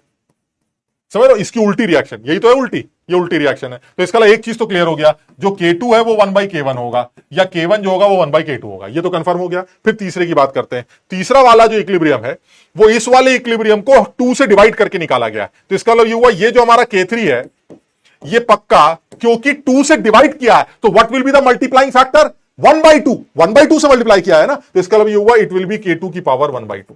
तो जो रिलेशन है वो आपके सामने है। K2 जो होगा वो 1/K1 होगा, K3 जो होगा वो K2 की पावर हाफ होगी। आपस में लिंक कर लीजिए, लिंक करके जो भी आंसर निकल के आएगा, क्या आंसर आएगा भाई जल्दी से बताओ जरा। K1 is equal to 1/K2, ठीक है। और K3 जो है हमारा, और K2 K3 का क्या रिलेशन है? और K2 जो है वो है हमारा, वो ये सही लग रहा है क्या? ये डी सही लग रहा है क्या? हाँ डी सही लग रहा है, डी सही लग रहा है।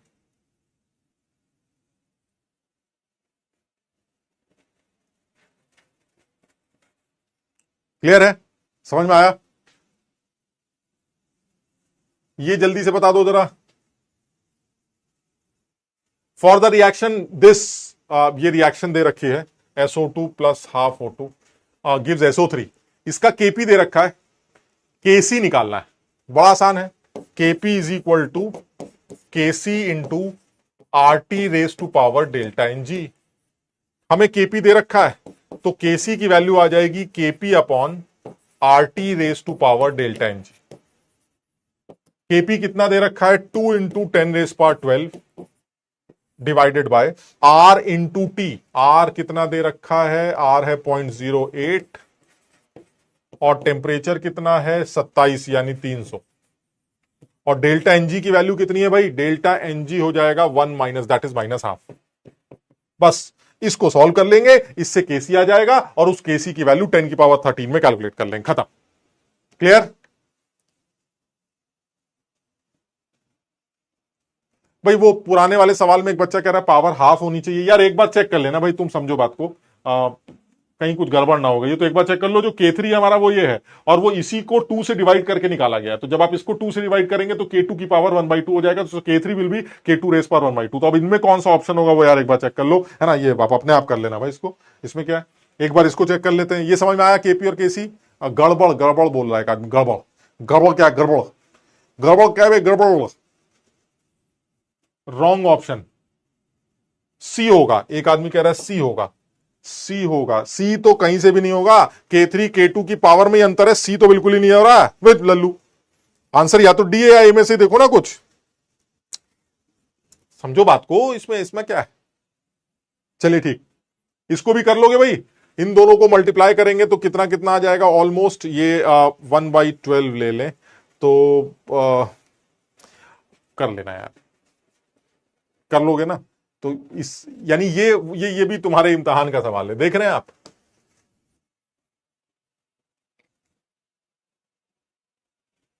हाँ सही है, सही है, सही। तो इसका भी आंसर एक बार चेक कर लेना भाई, इसका भी आंसर देखो क्या बनता है ना। तो अब इसको भी सॉल्व कर सकते हैं, तो सॉल्व करके जो भी आएगा 300 इंटू 0.082, तो 300/12, तो कितना आ जाएगा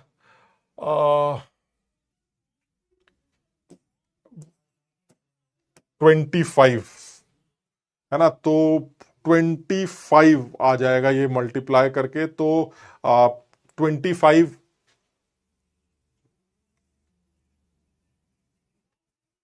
है ना। तो ये सॉल्व कर लोगे भाई सब लोग।